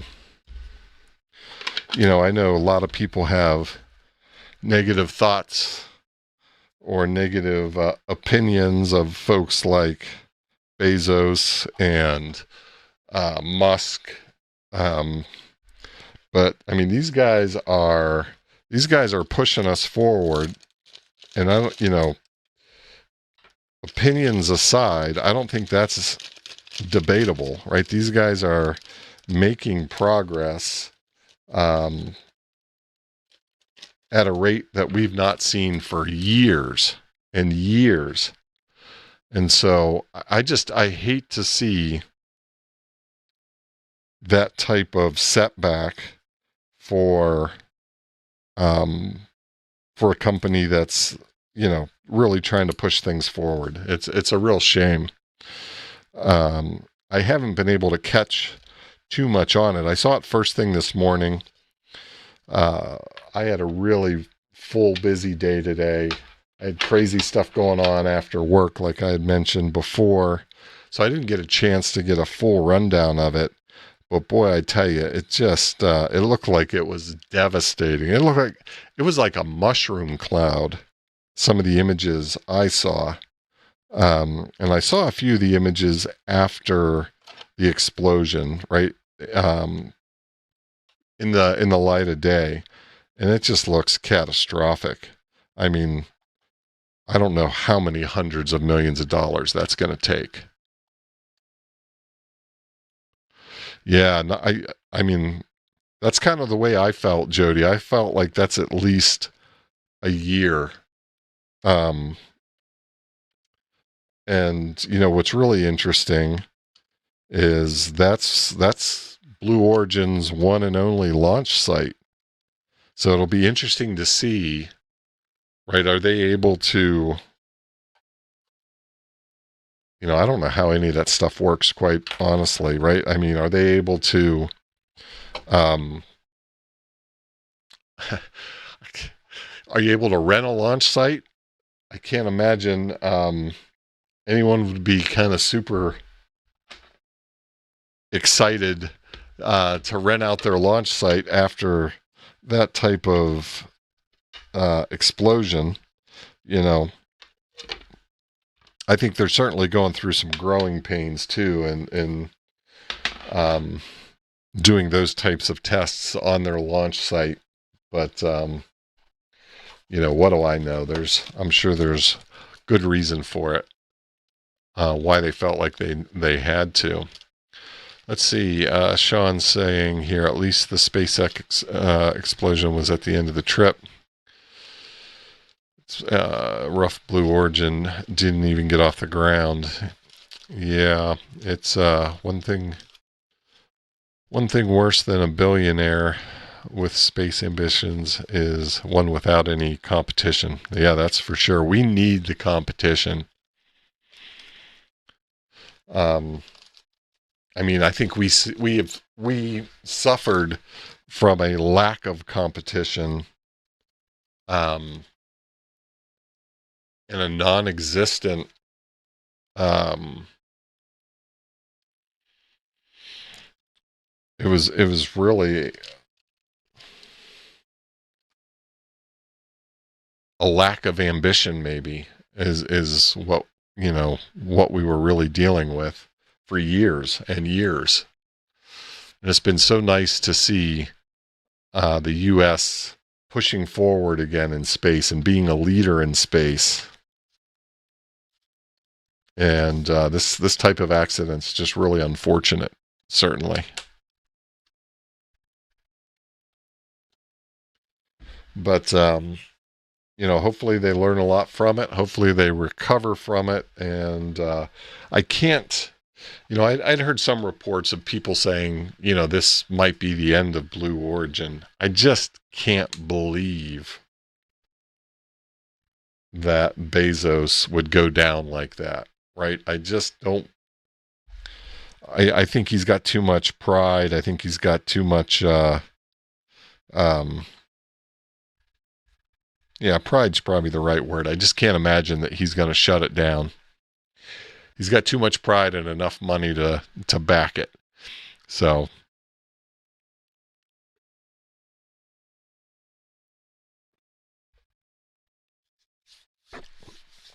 let me think what else is new around here since we last got together. I got in the mail this week a a rack pi hat for Meshtastic. So I'm pretty curious. I'm pretty curious how they're thinking about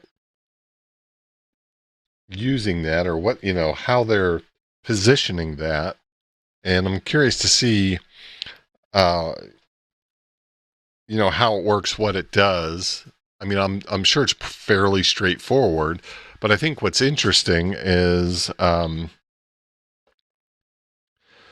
running as a hat.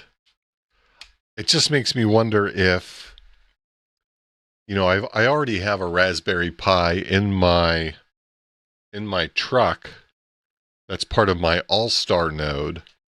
It would be interesting to put a Meshtastic Pi hat on that. And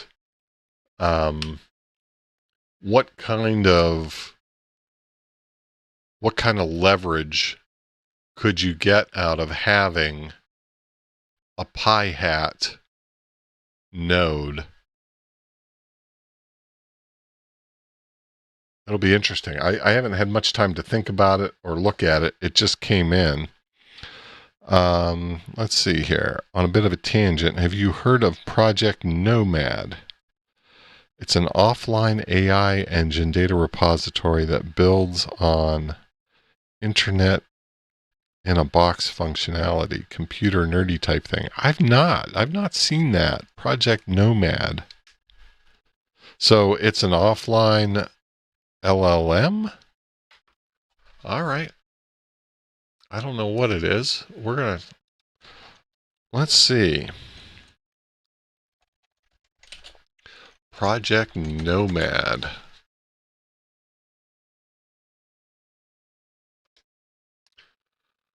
Let's see.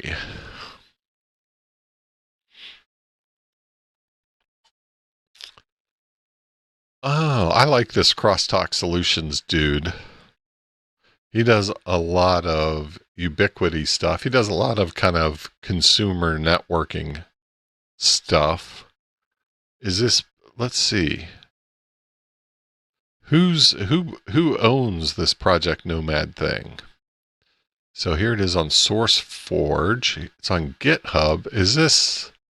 Did he just fork it, or is this the Crosstalk Solutions thing? Okay, self-contained offline survival computer packed with critical tools, knowledge, and AI to keep you Ooh, this sounds fun. So this is like an AI cyber deck.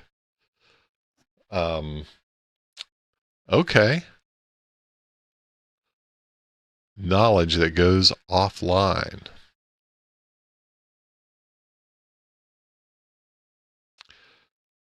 Interesting. So Chris owns the project. Nice. Yeah, I mean, his videos are great. His presentation is great.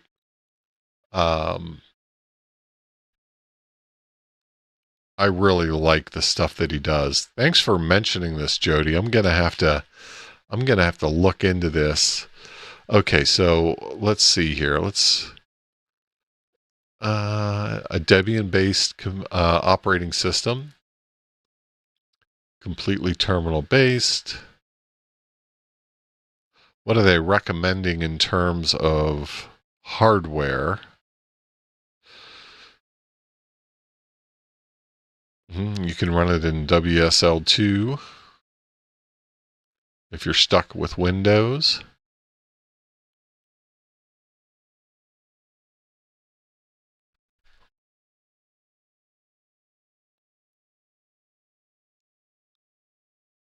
So an information library. So that's just offline Wikipedia. Okay. An AI assistant using Olama.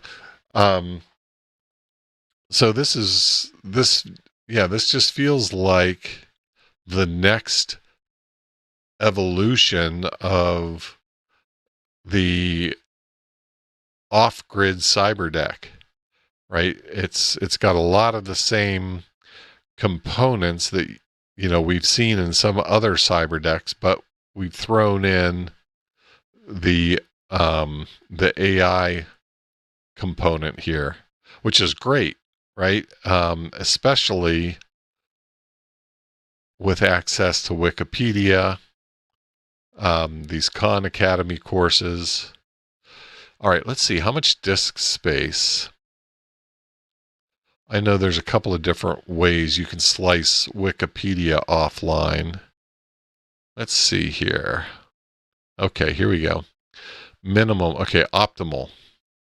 An i7 or better. Okay, so we got some horsepower here. 32 gig. Yeah. And this is all because of the AI stuff, right? I mean, you take that AI stuff out of here, and now you're running it on a Raspberry Pi.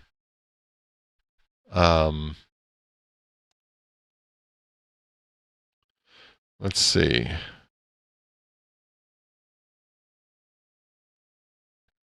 Yeah, 1 terabyte sounds right for detailed build recommendations, 3 price points.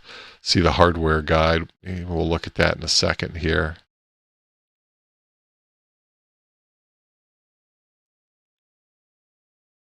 Well, let's go to the minimum. What's the minimum specs here?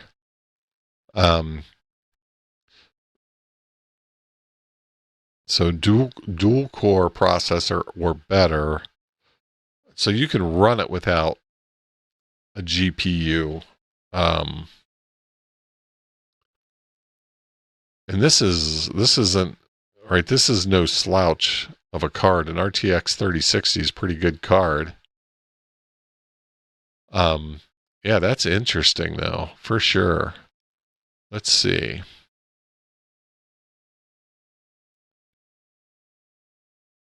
So we've got some helper scripts here, right? And just seeing how Chris has done things in the past, I'll bet that some of those helper scripts and stuff are pretty slick. Let's go here to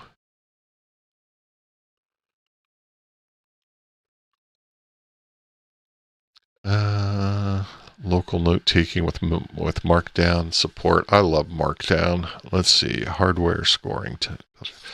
Let me see, where did I see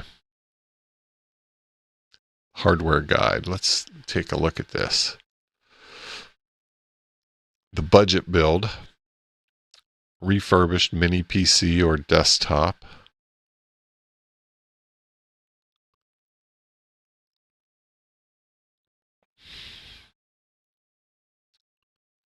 $16 gig. That's probably the hardest part right now, is finding something with some memory in it. With an integrated GPU. Yeah. So that's why you're getting one of these i5s or i7s. Or a Ryzen. Okay.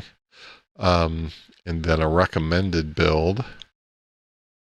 Those B-Link machines are fairly inexpensive.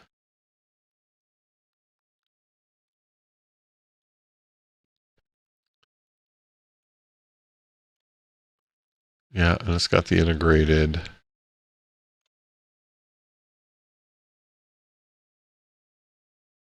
And then you get the power build.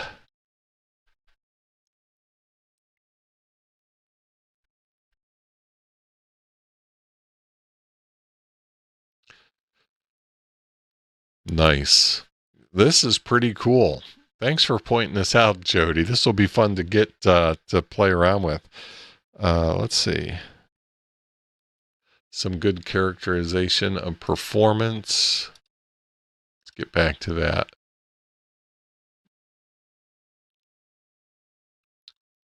Where'd you say that was? The hardware tab on the info website. Oh, where I was probably.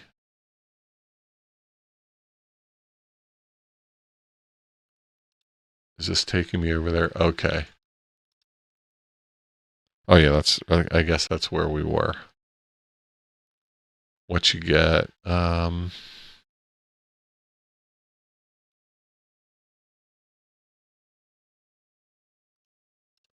What's he collecting here?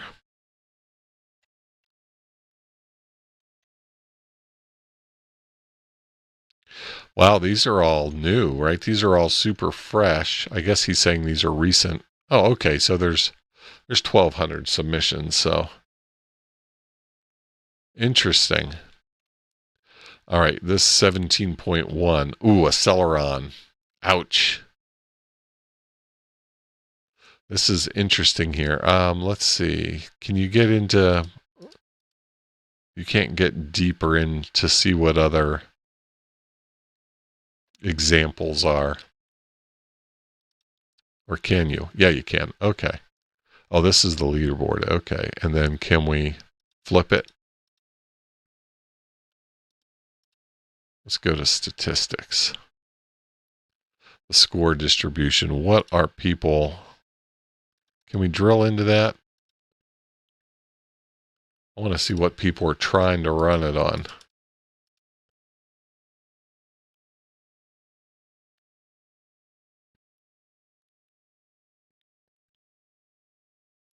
So most people are putting it on some pretty decent hardware.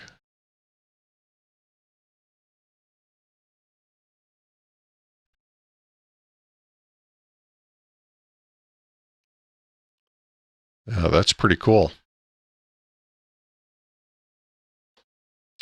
That is pretty cool.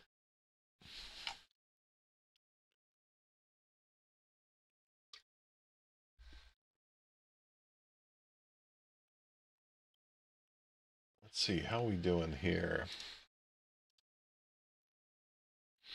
I tell you, I needed this late shift. This has been a lot of fun. It's a good chance to unwind from a long week.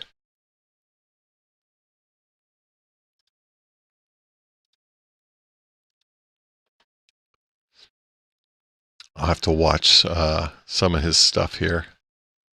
Okay, what won't work? Okay, this is good. So no Raspberry Pi. No VMs. Makes sense. No Mac OS.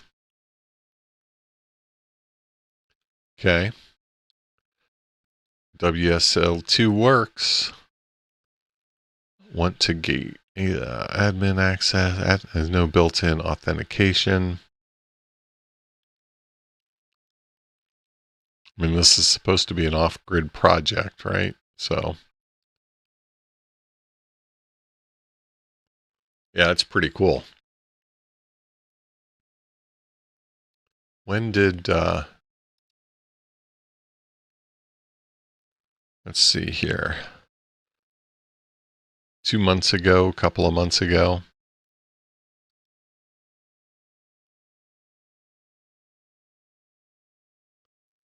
Those look to be some of the oldest.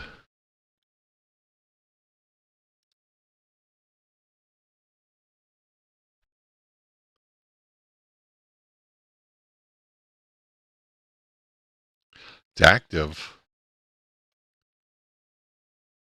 Holy smoke, it's active.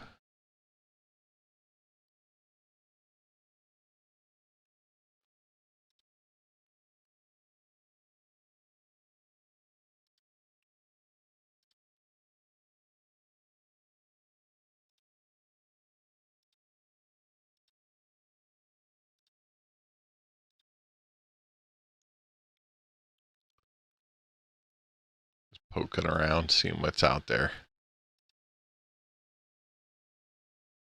Yeah, there's a lot of activity. That's cool.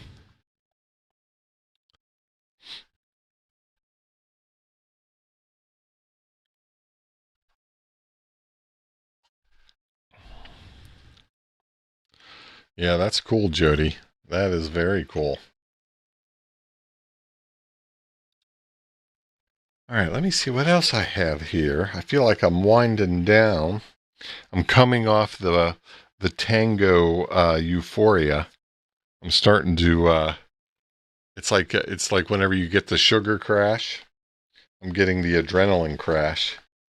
Let me think what else I've got. Oh, do you guys remember the small crow panel? The what was that? A 3.5 inch? was it a little bigger than that? Might have been 3.5 or a little bit bigger than that. Elecro had sent out a 10-inch version of that. So I'm going to be tinkering around with that and trying to think of a good project use case for it here in the shack. So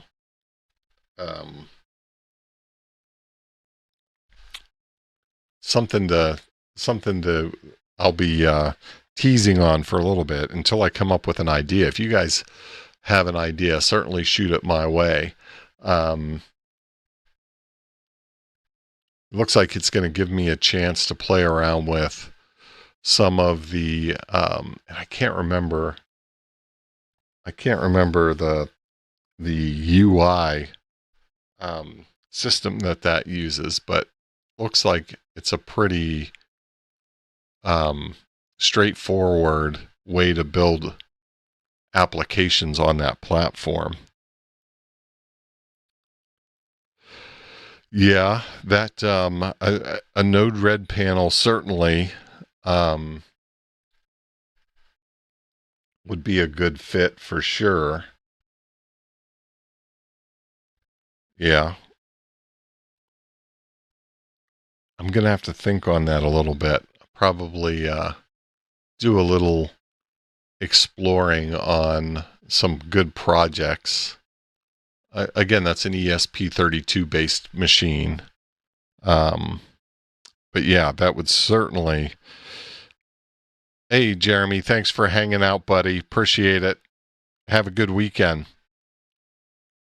That probably drops us. Oh, it does. We're dropping like flies here. So, but yeah, that's something that'll be a fun project to, and a good piece of kit to come up with a project. So, yeah, we are dropping fast here, gang. So I think we'll go ahead and shut it down. I'm starting to feel it as well. I want to thank you all. We got 17 of you still out there hanging on. Thanks so much for watching tonight and for playing along. Again, this was a lot of fun for me. I really needed a good late shift to unwind from a long week. So thanks for hanging out, and I hope you guys enjoyed our walk through the Boondock Tango there. Certainly I'll be sharing how things go with my adventures with this cool little box. But yeah, I hope everyone has a chance to get out and practice some radio or do some other projects that you've been wanting to do this weekend. I know we've got some hot weather headed our way, so I'm hopefully going to get a chance to get my chores done early and then do some work in the house. That's kind of how we do things here in Texas when it starts to heat up. You get up, you get your work done early, and then you soak up the AC whenever we start to get into those high 90s and 100 degrees. I think we're headed toward high 90s for the entire weekend. So 97 and up here in the North Texas area. But again, I appreciate all of you guys. It's a lot of fun. Hope you guys have a great weekend, and get out there and do something with your radio. We'll see you next time, gang. 7-3.